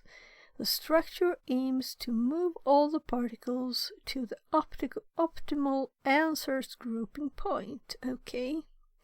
That sounds complicated, but they all do, I guess. Neural networks. This ML structure is far the most popular and aims to mimic the process of how neurons work in the brain. These neurons receive various inputs that are then transformed before being sent to the next neuron. These neurons can then be trained to perform the correct transformations to provide the correct final answer. Okay.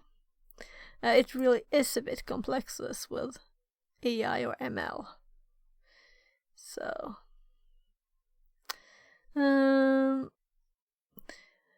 there are many more ML structures, but we'll stick to neural networks for this task, as they are the most popular.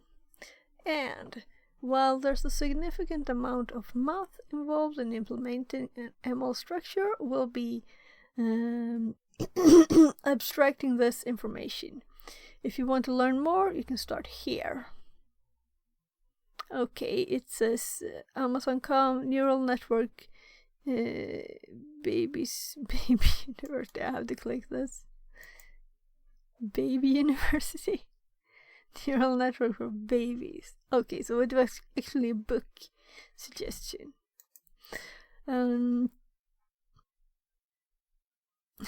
Well, it started at the baby level. So, learning styles. First on our list of ML basics to cover is the neural network's learning style. In order to train our neural network, we need to decide how we'll teach it. While there are many different styles,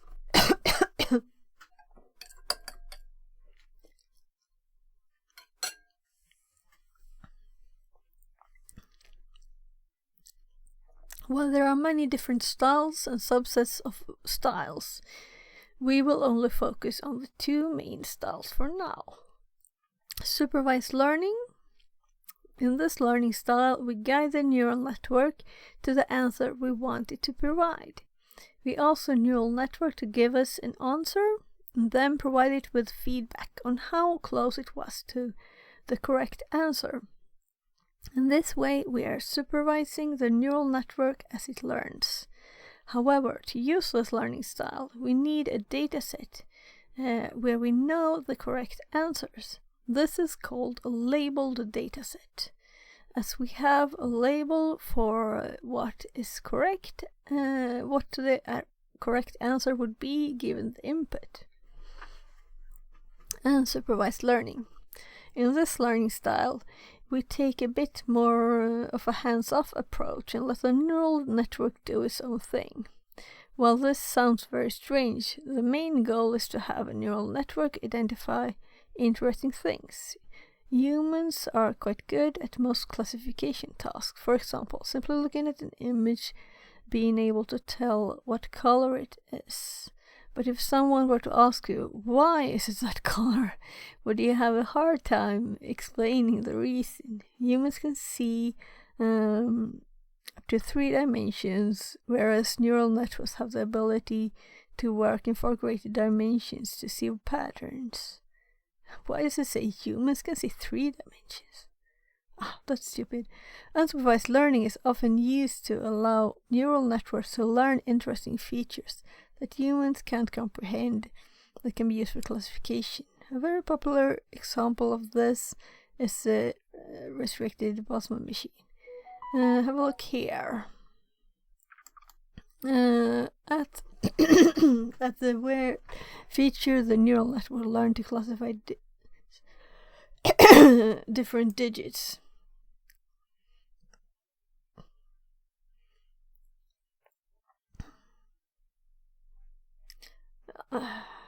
If I think this is boring, should I stop this?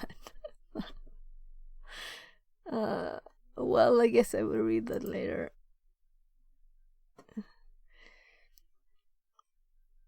Oh, it looks so boring. For this task, we will focus on supervised learning. It's an easier learning style for learning the basics, including the basic network structure. Next in our list of ML basics, we'll learn basics to learn is the basic structure of a neural network.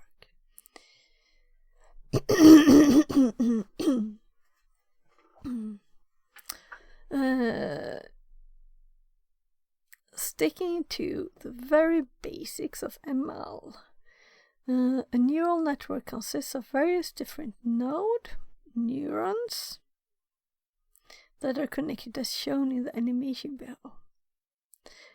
below. Let's see.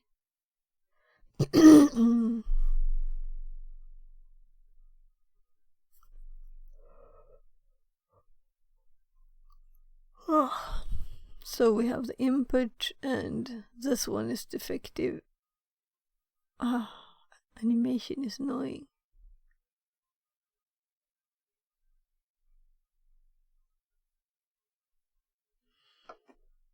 As shown in the animation, the neural network has three main layers.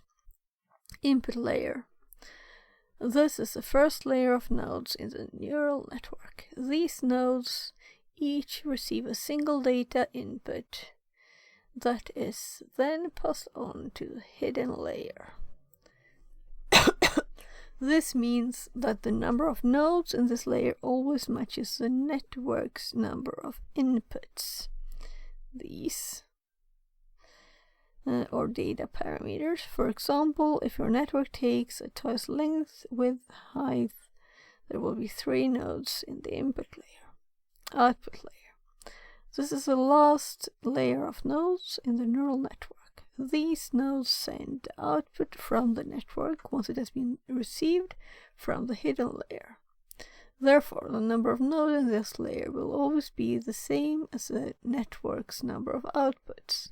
For example, if our network outputs whether or not a tie is effective, there will be 1 node in the output layer for either defective or not effective. We could also do it with 2 nodes, but we won't go into that here. Hidden layer. In this layer of nodes, oh my god, there's another animation down there. Can I scroll off just enough to be able to read the text without seeing that? I really don't like animations.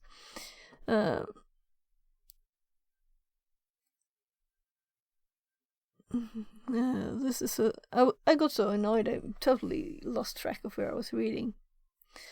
This is a layer of node between the neural network's input and output layers with a simple neural network. Of course they're invisible then, like. This will only be 1 layer of nodes. However, for additional learning opportunities, we could add more layers to create a deep neural network. This layer is where the neural network's main action takes place. Each node within the neural network's hidden layer receives multiple inputs from the nodes in the previous layer, then will transmit their answers to multiple nodes in the next layer. Now, that we understand the basic layout of a neural network, let's zoom in on one of the nodes in the hidden layer to see what's actually going on. I don't think this explains anything at all. It just says exactly. They could just have shown this image, and I don't get all this text for no more additional information. We don't get to know anything really. I would like to know exactly what happens, not like some... Well, we'll see what happens. No, we understand, do we? I don't think we understand anything. What's actually going on? As mentioned before, we will simplify the maths quite a bit here. In essence, the node is receiving inputs from nodes in the previous layer. Yeah, adding them together and then sending the output on to the next layer of node. There is, however, a little bit more detail in the steps that's important to note. Well, we know that we get data and that we send some data, and there's nothing so far on what it does with the data, or what a node is. Inputs are not directly added. Instead, they are multiplied by the weight value first. Okay, let me try to have the time in this animation to see what it actually says. So this is the weight, and this is the value, and this is the...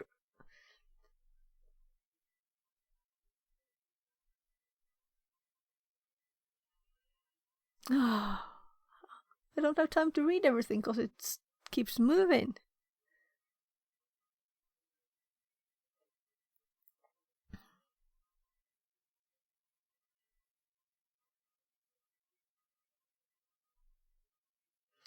Well, whatever math that did was not logical to me. It was not enough information. Not that I would know it anyway. There is, however, a little bit more detail in the step, okay?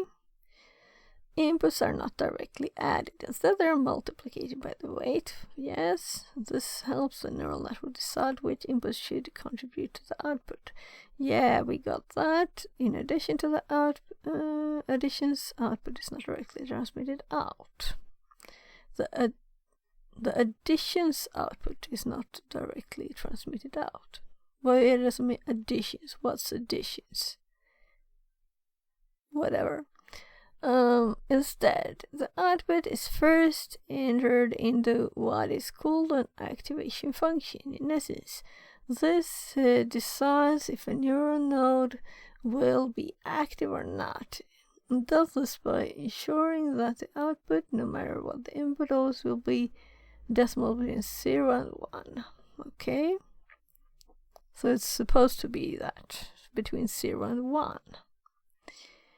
Now that we understand the neural network structure, I'm seriously annoyed at these and how the layers and nodes within the network work. Let's dive into how the network is trained.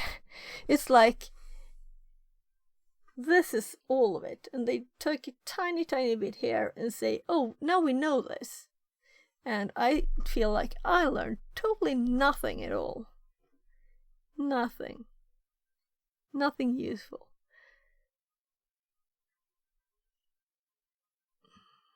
There are 2 steps to training the network: the feed forward step and the back propagation step.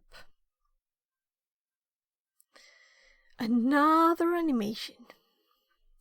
Feed forward loop. The feed forward loop is how we send data through the network and get an answer on the other side.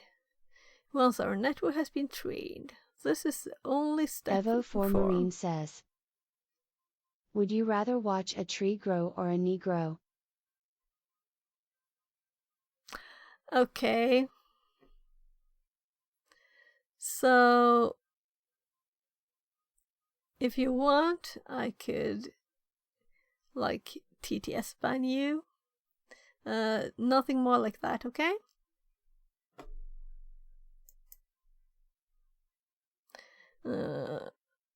You're welcome to be here and to listen and learn stuff, or to teach me stuff, and to play with the TTS as long as it's not bad stuff, okay?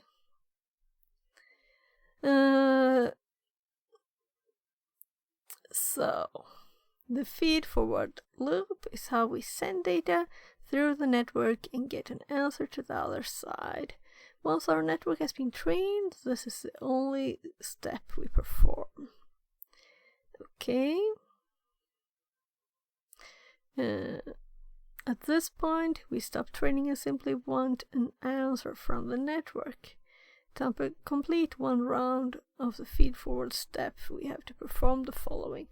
But I don't get the first part, since we don't have enough information. I would need to ask a person about how this actually works, but I guess I'll just read something, because this was annoyingly uninformative. Sorry.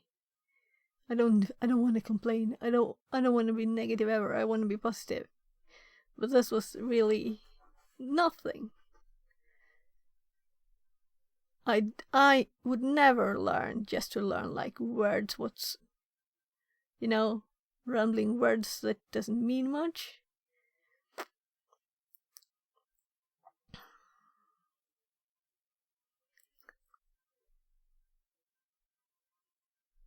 So, well, to complete one round of feed-forward step, we have to perform the following. And there's this normalization input, hidden and defective. And we'll try to have to try and read stuff. There is even lightning here now. Sorry for complaining about anything. I'll just read this and not look at the animation. Normalize all of the inputs to allow our neural network to decide which input are most important in helping it to decide the answer. We need to normalize them. As mentioned before, each node in the network tries to keep its answer between 0 and 1. Tries to.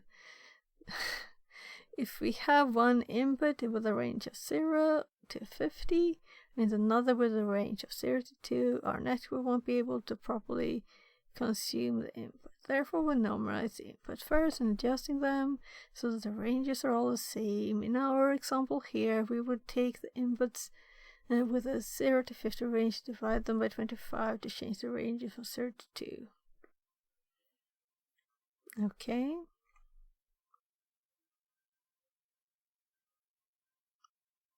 This is slow when you have to wait for the animation. No, I can't see those in the example.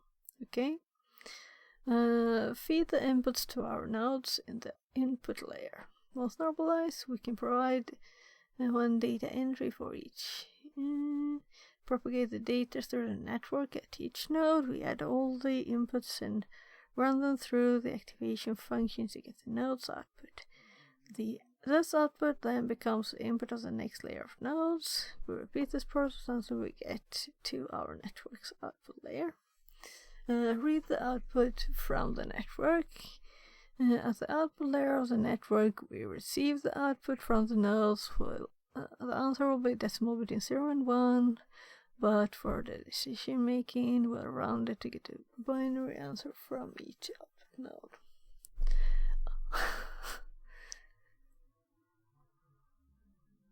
Backpropagation. When we're training our network, the feed-forward loop is only half of the process. Once we receive the answer from our network, we need to tell it how close it was to the correct answer. This is a backpropagation step. Here, we perform the following steps. Okay, a slow animation that goes round and round and we don't know where the start is. Is that the start then? It sends information back.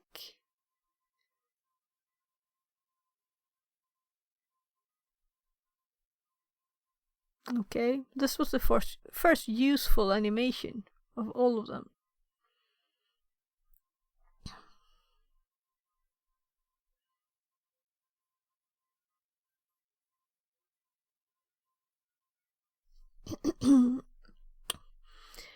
Calculate the difference in received output versus expected output. As mentioned before, the activation function will provide a decimal answer between 0 and 1. And I think that's the fourth time or third time, right? Since we know that the answer is either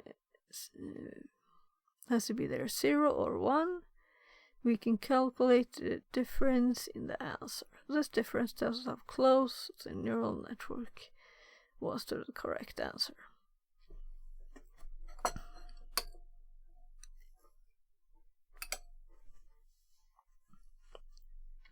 Update the weights of the nodes.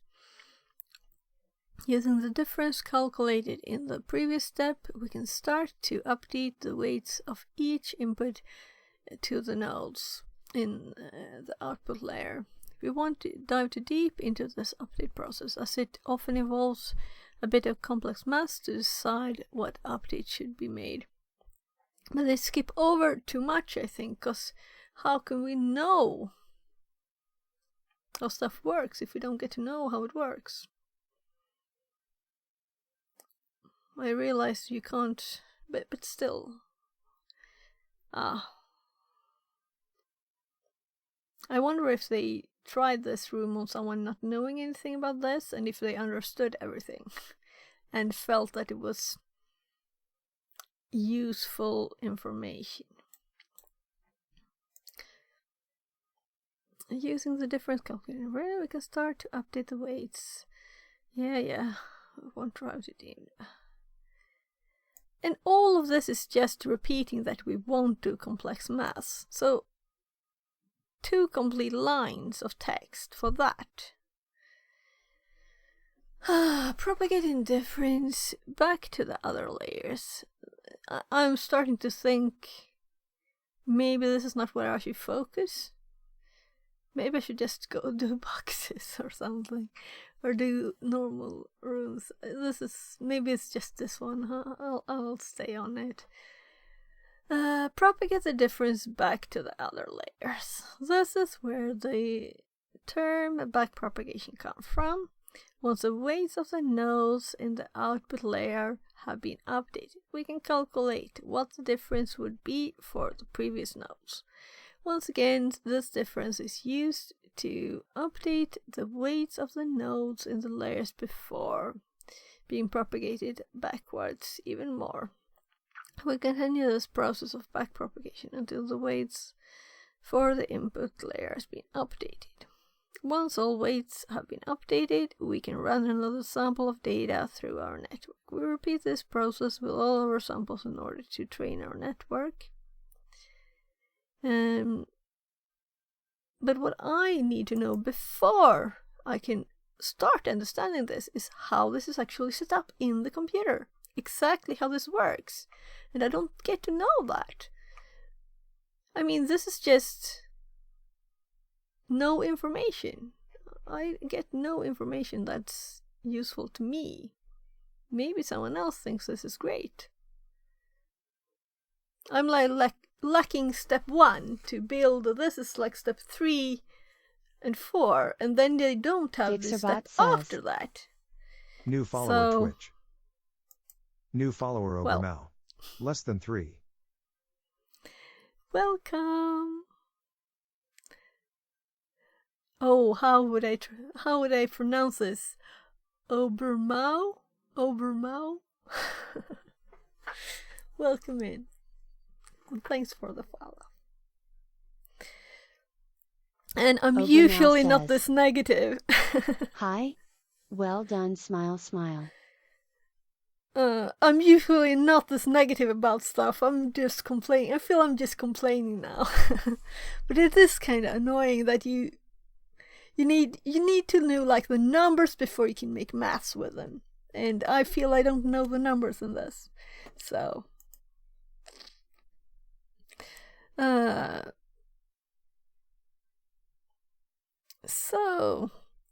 dataset splits. Maybe this will like come together when I learn more stuff and I can listen to read this again, and then it will make more sense. But right now it's kind of like someone saying like that blurpy blurpy plus blah means blah.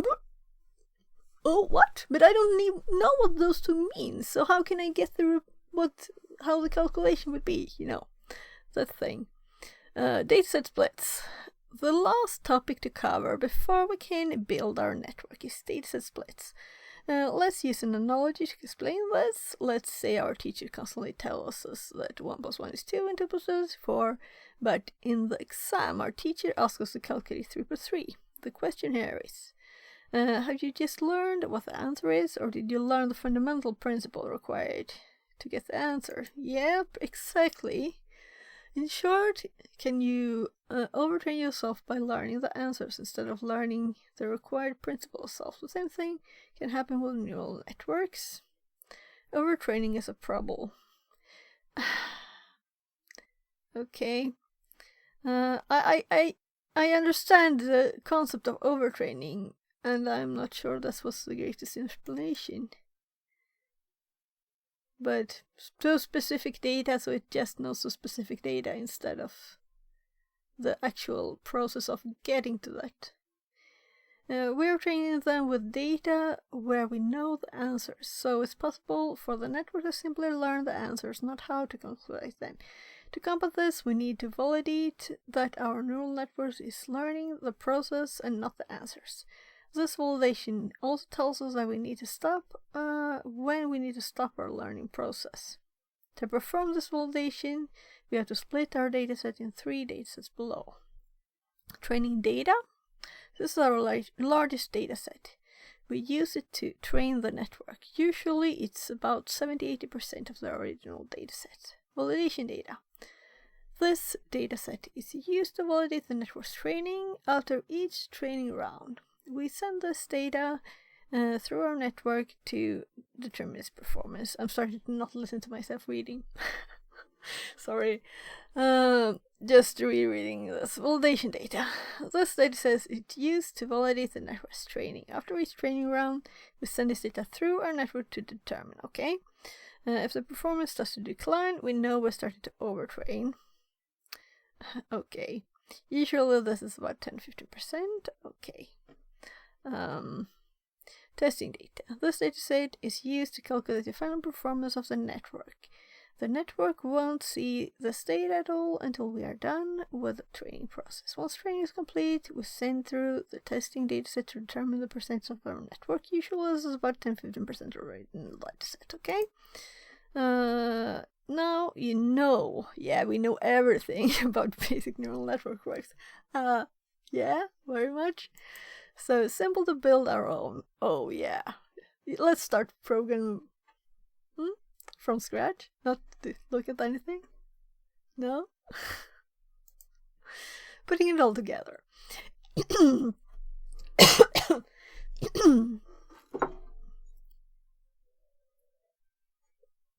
That's the loss of my tea. Though it's like 2 hours and a half old. 3 hours old. So now that we've covered the basics, we're ready to build our own neural network. Start the machine in the top right corner. It will show a split screen after 2 minutes. You can find the files that you will be working with on the desktop in the neural network folder. Okay, here we go. Did you notice that I clicked? It did. Detector.py. This is the script we will build, where we will build our neural network. Some of these sections have already been completed for you. Dataset train.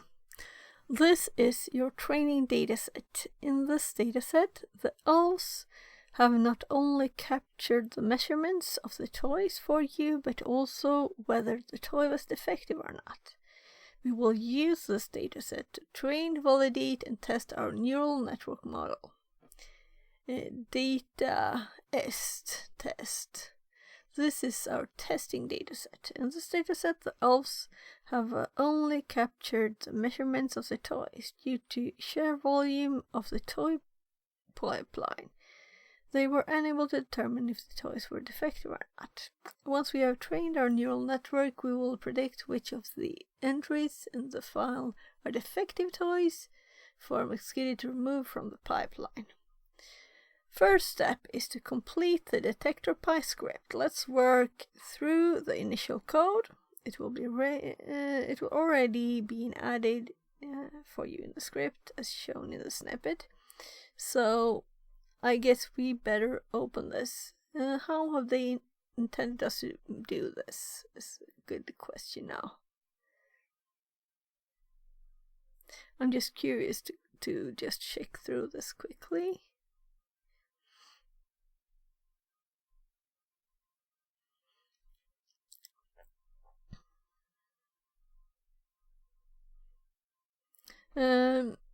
I'm thinking that sometimes with these kind of things, it's better to start with actually doing practical things, and then we did this because of, than just, well, we see. Let's read this. I guess if I click this, it will run it, and okay.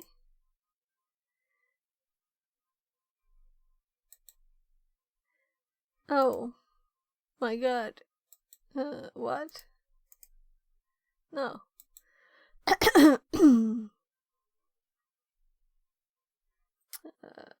What if we do full screen?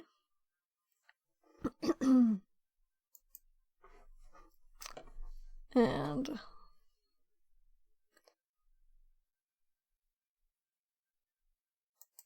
that. Then we have it over here, right? Maybe easier to see what this machine has.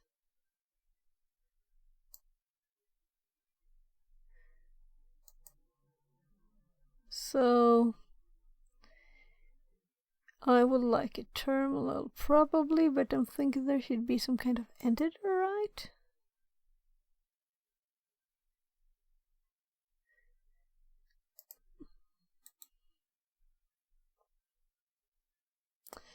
I'm not doing Vim, right? So what is Pluma? I have no clue.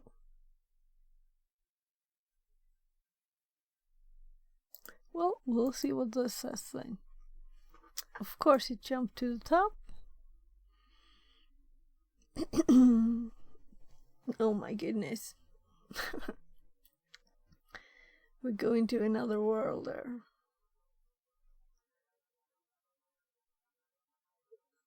Couldn't be pleased with that animation. They had to add like there.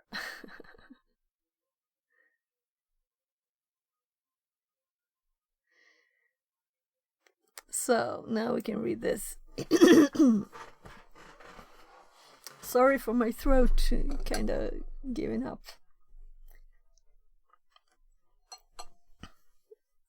And eating the yogurt to make it easier to. I guess that after this we'll see. What did I actually put in the schedule? I'm just gonna check quickly.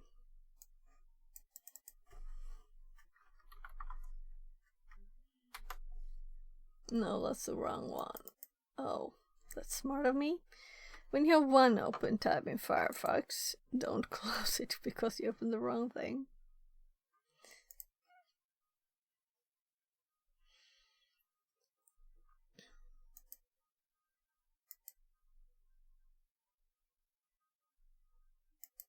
Just looking at my schedule I made for myself there. So yeah. Like an hour more. Then I'm going to stream again at like 14:05-ish Swedish time. That's Central European time. So like 4 hours from now I'll be streaming again. So 1 hour more now, and then I'm just thinking of my throat if I should like switch to something less talk intensive than reading everything. Well, there is the TTS on this too, of course. So, I think I'm actually going to read this without reading aloud.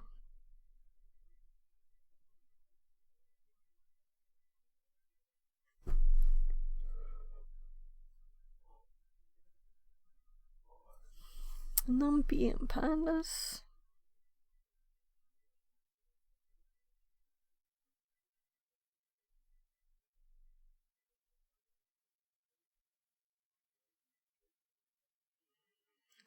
I'm sorry, but I think this is boring.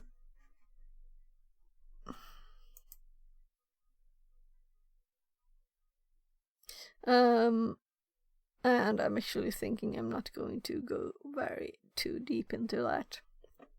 Let's work through what this code does. I will do TTS on this. The first few lines are all the library imports that we need for our neural network. We will make use of pandas to read our datasets and scikit-learn for building our neural network. Next, we load the datasets. In our case, there is a training and testing dataset. While we have the labels for the training dataset, we don't have them for the testing dataset. So, while we can perform supervised learning, we will only know our neural network's true performance once we have uploaded our predictions for review. Once the data is loaded, we need to make sure that all the inputs are numerical values. One of our data types is the toy's color scheme. In order to provide this data to our network, we will encode the colors to numbers. Lastly, we load the data. Variable x is used to store our training dataset together with its label stored in variable y. Lastly, test_x stores the testing dataset that we will use to perform the predictions on. We now start to add the code required to build. To perform the actions above. Creating the dataset.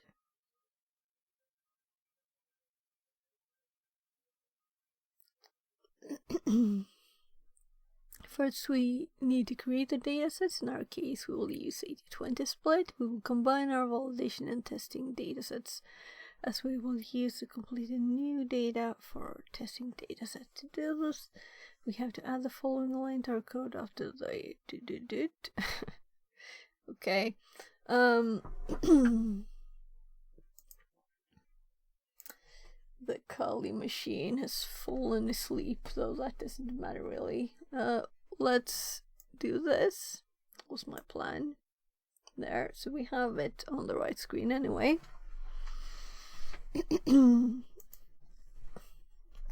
So, to edit this, I will just go to the terminal, cause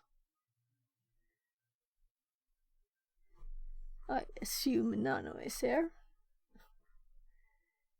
And we will have to go to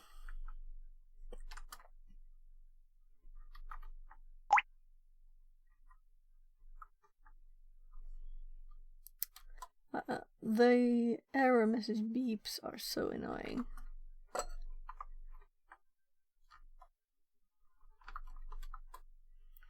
So, close this. I'm sorry for not being the graphical person. I would have liked to use like VS Code here, but whatever. So, was it detector that was first? Just scrolling up to check here. Yeah.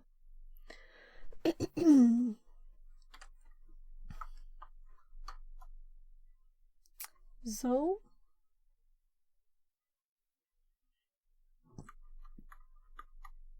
we're looking for insert here. Insert dataset split code here. So I'm going to copy this because it's nothing I would learn from typing.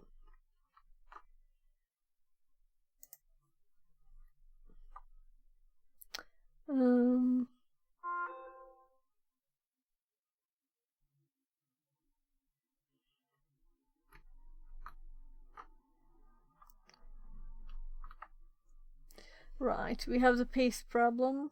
So let's use this horrible thing. Why can't I use my own? I just have to check that we didn't get any IP. We didn't get any other way to connect it to it. We have to use this.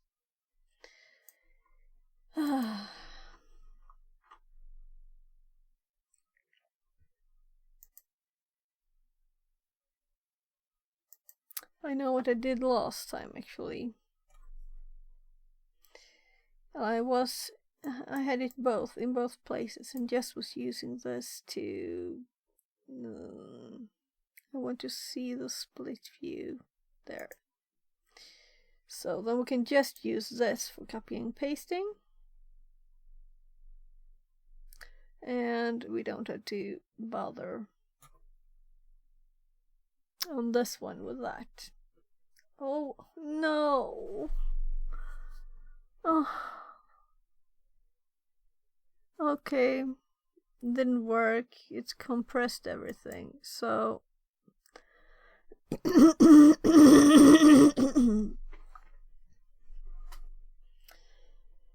oh well, now we at least have full view. Now we should be able to paste. Shouldn't it be this hard to be able to paste something? No, I can't still paste it. We'll have to type it all. Oh, it's because I F5'd this. So, this is...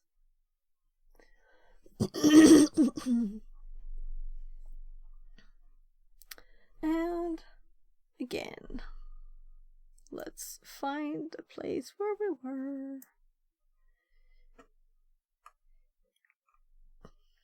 Here. This will split our training data into two. Training contains layouts for our training data. Normalizing the data. Next, we need to normalize our data. I'm going to do this a bit speedily because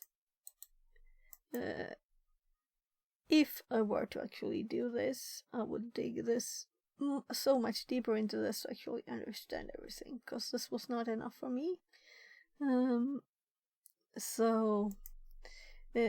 And also to have us cutting and pasting code like this, it's quite annoying to me. Why do we have to do this with these horrible conditions of cutting and pasting? This is just annoying. I would prefer if they have given us a file so we could test run it, or actually taught us all of it. Alright. I'm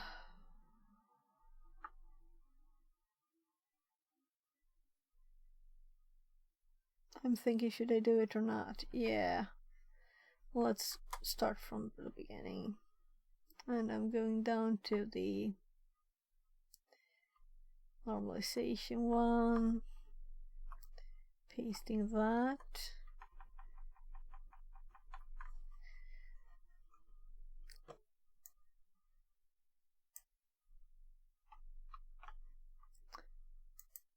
I'm just copying from the other screen now.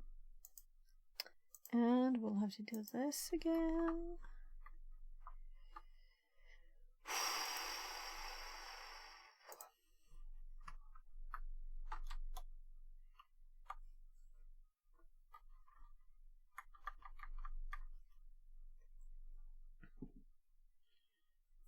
And now these two are pasted. As you can see from the lines of code, you cannot cheat with normalization. The validation or test data sets. Normalization vector is only created from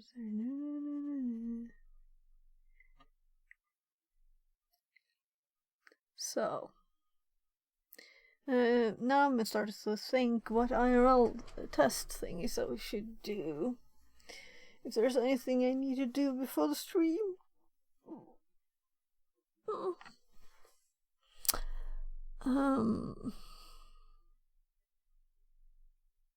Because I'm doing an IRL test stream later in about 4 hours. a bit less than 4 hours now. And maybe I should just jump to checking that out to make sure that if I had any changes to try. I don't think I have anything though. It needs to be done. Because I didn't find this like I'm learning from this at all. So to copy and paste this kind of thing is not really useful for anything to me. But I'm thinking maybe I should still do it, or maybe I should learn more about AI and then do this. But I'm not sure if this would help then either. Maybe we should just kind of rush through it, even though these are the most horrible cut and paste thingies. So let's just push through it then. I don't know what else to. It feels stupid to start with the next day this and not finish this one. Though I think it's horrible streaming content. So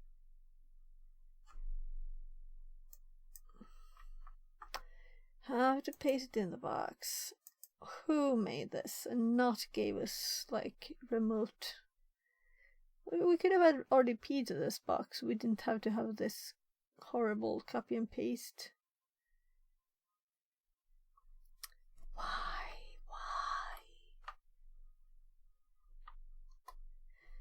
So classifier, paste it where classifier is. Sorry, but I'm skipping this text. Classifier training code, I'm copying that part.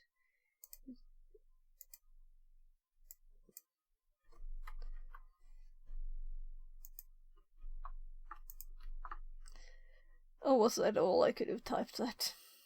It would have been easier.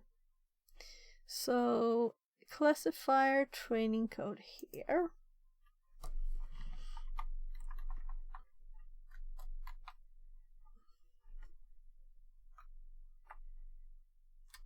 There, and then we have classifier validation prediction.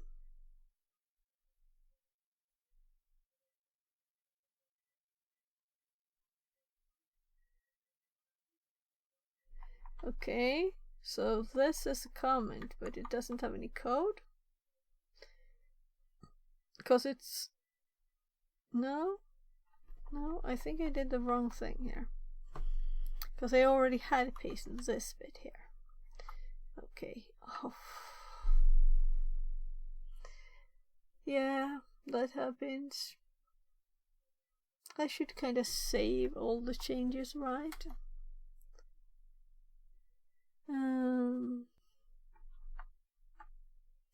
Okay.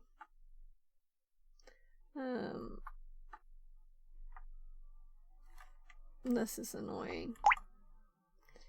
How do I get back? Because I think Nano is still open. And my brain stopped working.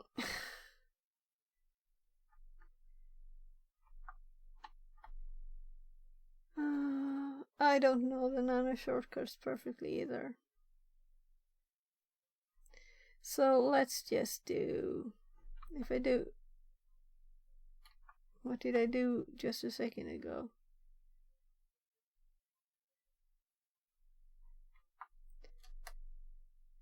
This.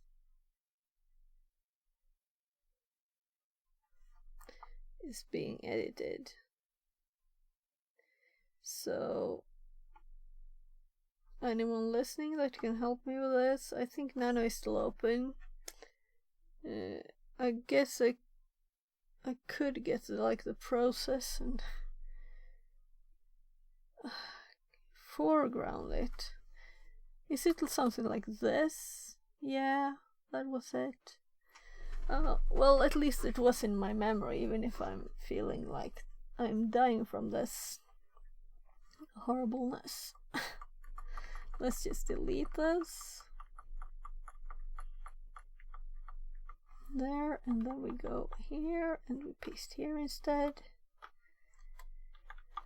And then we do the next part that I don't want to type these, even if they're not extremely long. And leave that up. We're here. So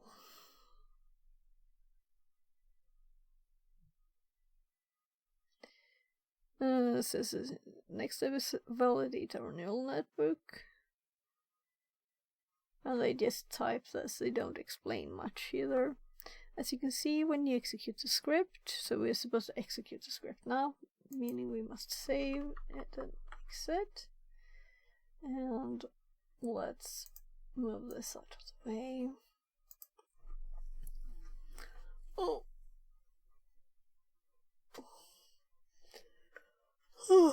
So if we Python 3 detector py, this will find it, right?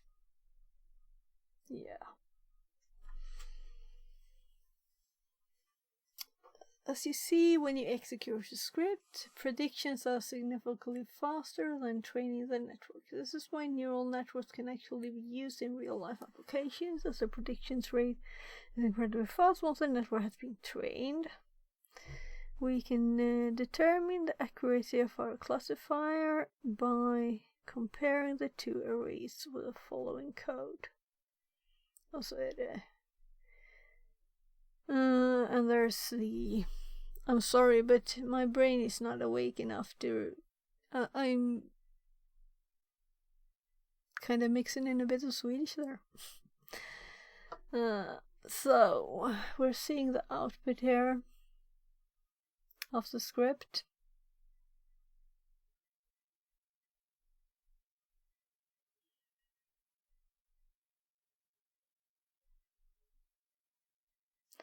And we got an error. So maybe we pasted something wrong. 1026. I'm mostly annoyed at this because I'm having to copy and paste all of these. And why couldn't they have just put them in the script and explained them with the TryHackMe's horrible paste and not even giving us an RDP connection? This is just annoying. Just annoying. And we got a file 103 error, line 103. Why test predictions not defined?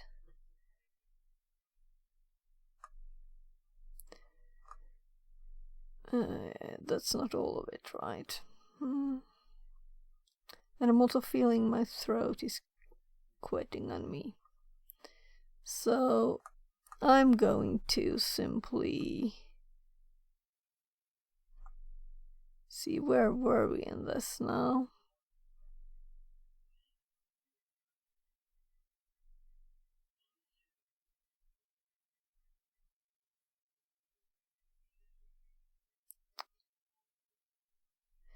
So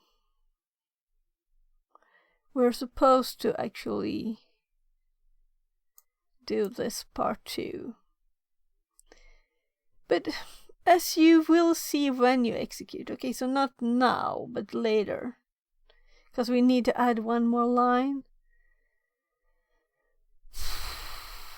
Okay, I didn't read this on purpose. I didn't read all of it now. It was just pasting.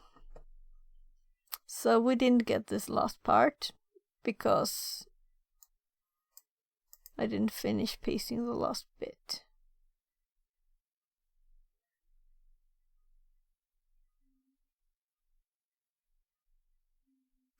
I don't think it's worth it to edit it again, actually. And we have this bit to read left. So I'm thinking I'll pause this and of course I could do the TTS read this, but I'm not, my throat is not going to fix all this text now. And I'm not sure it's any quality text. Well, you know what I thought about the previous one. The next, I'm just going to check the theme of the next one.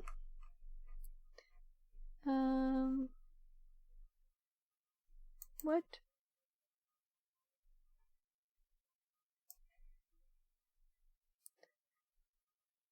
Okay, so it's more machine learning, these. Oh, Jupyter notebooks.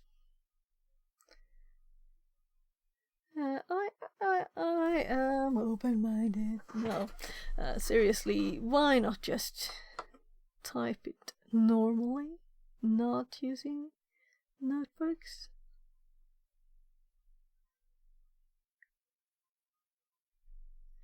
Okay.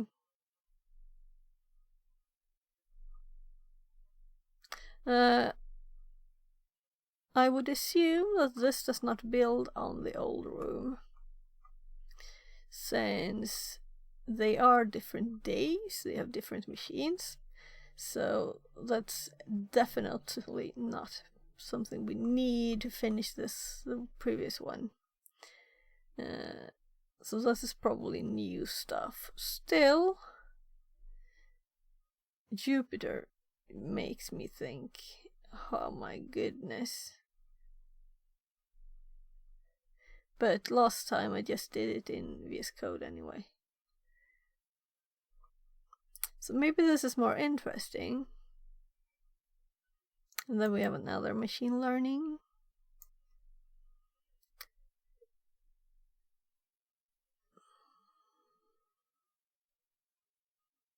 Oops. Was too far onto the other screen there.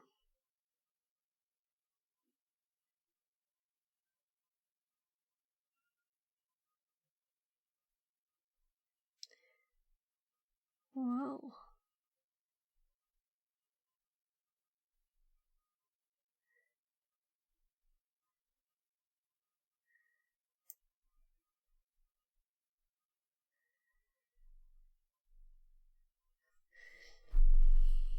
I was kind of set to just continue these and just finish it. But maybe that's not what I want to do first. Maybe I want to do some other things first.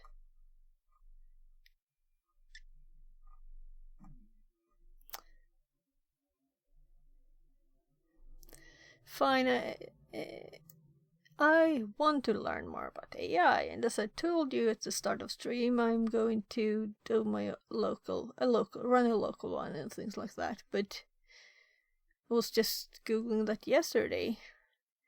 But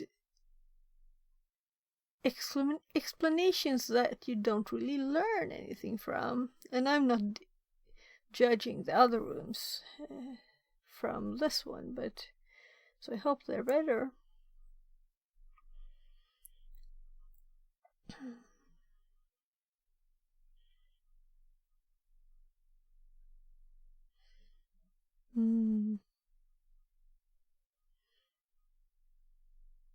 I would prefer just to, I was doing this, I'm halfway in the Upload Worlds one and several other rooms.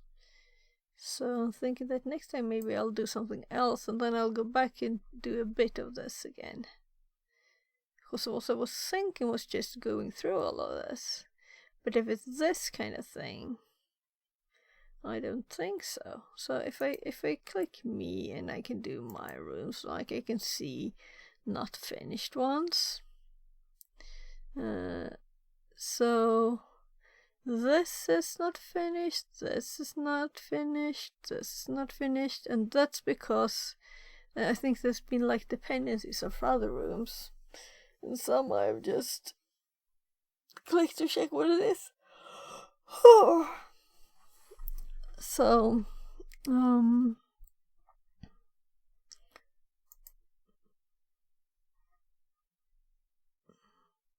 I don't think I even did finish the Wireshock one. And this is the one I'm currently doing. And yesterday I opened, oh, and this one too. Yeah. This is a box.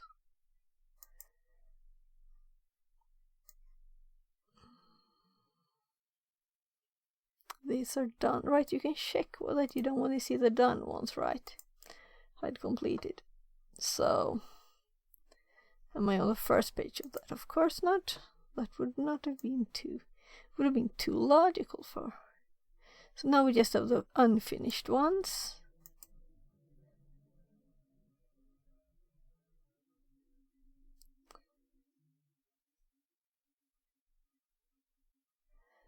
A lot of random stuff that I thought looked interesting. This, I think, might have been.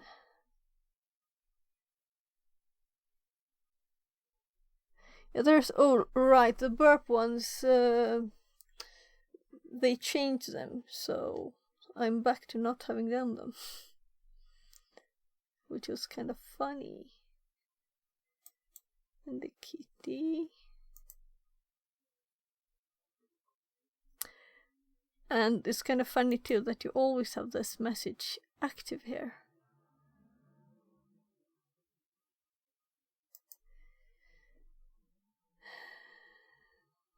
With funny, I mean annoying. Isn't the side quest I started? I found those codes and then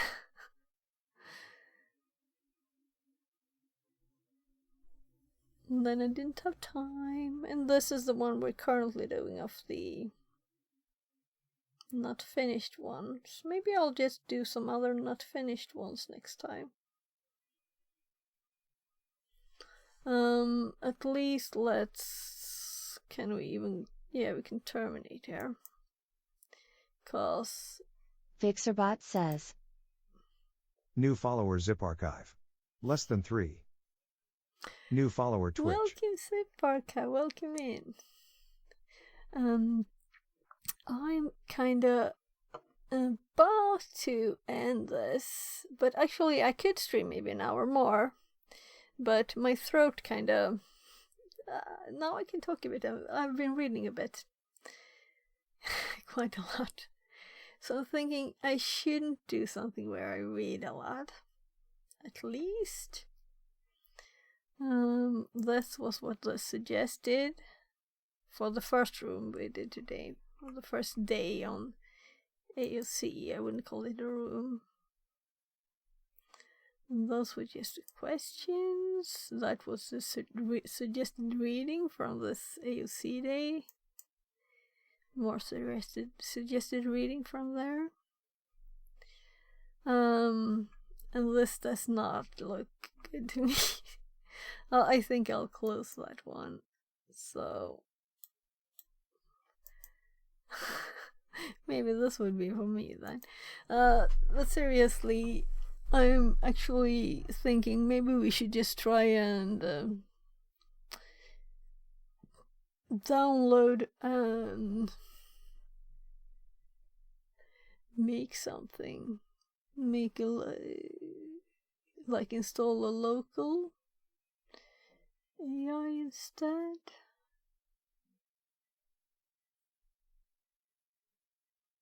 So we stay on the theme.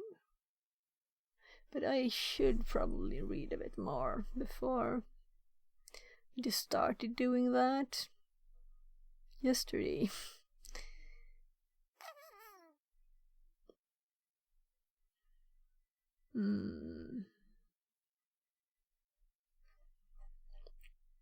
So if we... Let's look a bit actually at StreamerBot and that kind of thing now, and we'll see. I also tried on my digital microscope here.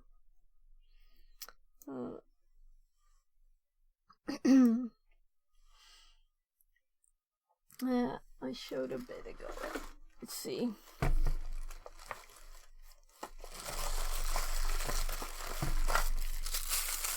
I have it in a plastic bag to prevent dust. So I put this one on this. And the image quality, it was better. So these are the images. This is the original lens, this one. And it's this quality. And if we take this one, for example, this is a 4 times zoom ring on here too.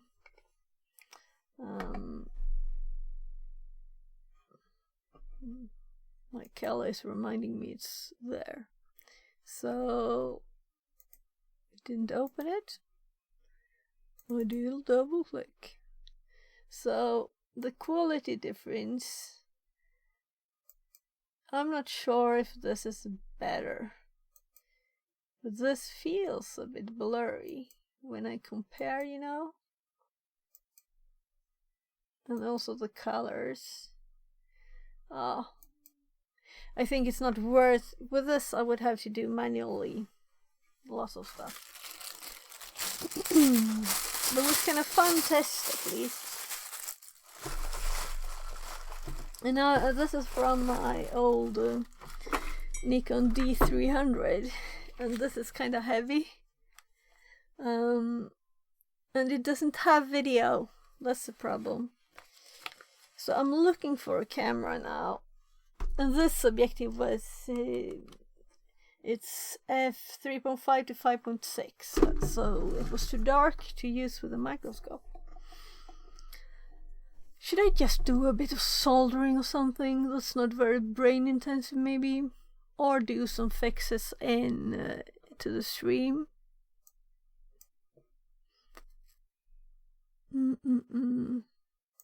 We also have Sammy here.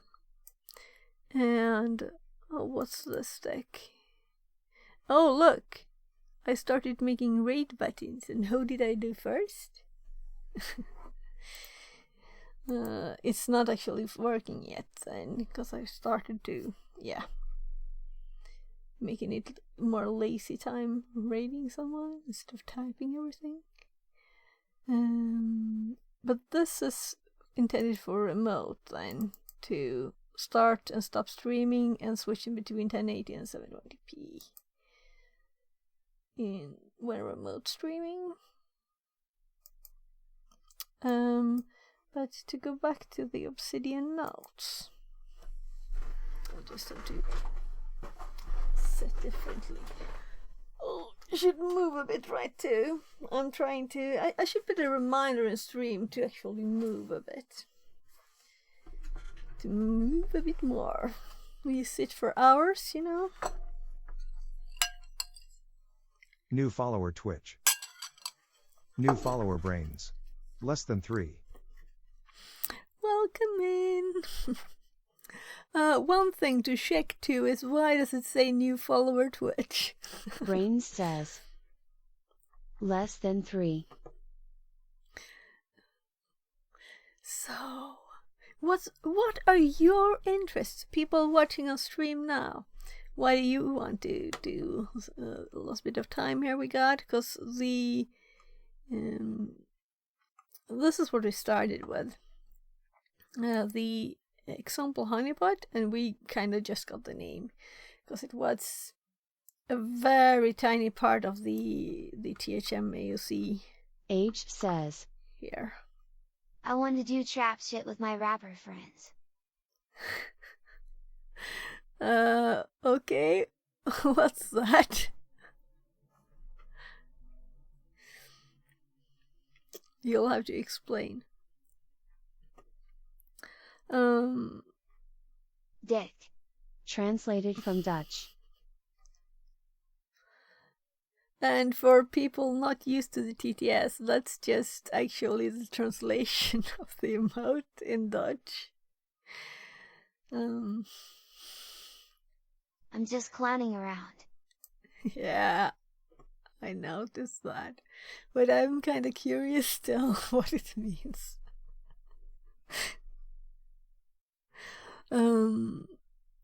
Please be clowns. That's kind of my mood right now. I got kind of annoyed at this. A room on the AOC, which is kind of like a bit of the basics of everything, right? And then there's this machine learning thing here, and there are lots of these animated images that kind of just annoys me, but the theory is not really starting at something that I get. It's just, and it's like too high level, but The with machine no learning basics. stuff is fun, but hard to power through. Yeah, but I don't think it's fun when you don't. I need more facts to be able to understand. I want to know exactly what happens. I don't just want to have a tiny little clue about how it works. I want to know exactly how it works. So it's not good then if it's not, you know. But I guess I'll just have to look up something myself and learn more in another way. So. And this book example there. Babies. Maybe some YouTube video instead. But we'll see. Anyway, what annoyed me the most of this one actually was having to copy and paste, and there were no RDP. So I had to go through this, paste in the little tiny box if I didn't want to type all of this. Maybe I should have just typed it all. But it would be kind of boring, right, on stream too, to just type it all. This wouldn't have to be pasted, so, but all the others. Oh well. So I just skipped this part, last part here, and we'll see if I do. I think this is probably a totally different thing, so. Seriously, maybe I should watch. There's a video on them, right? Maybe sometimes I know the people making the videos actually add stuff. So we could always look at that, or I can, or whatever. But let's look at Obsidian.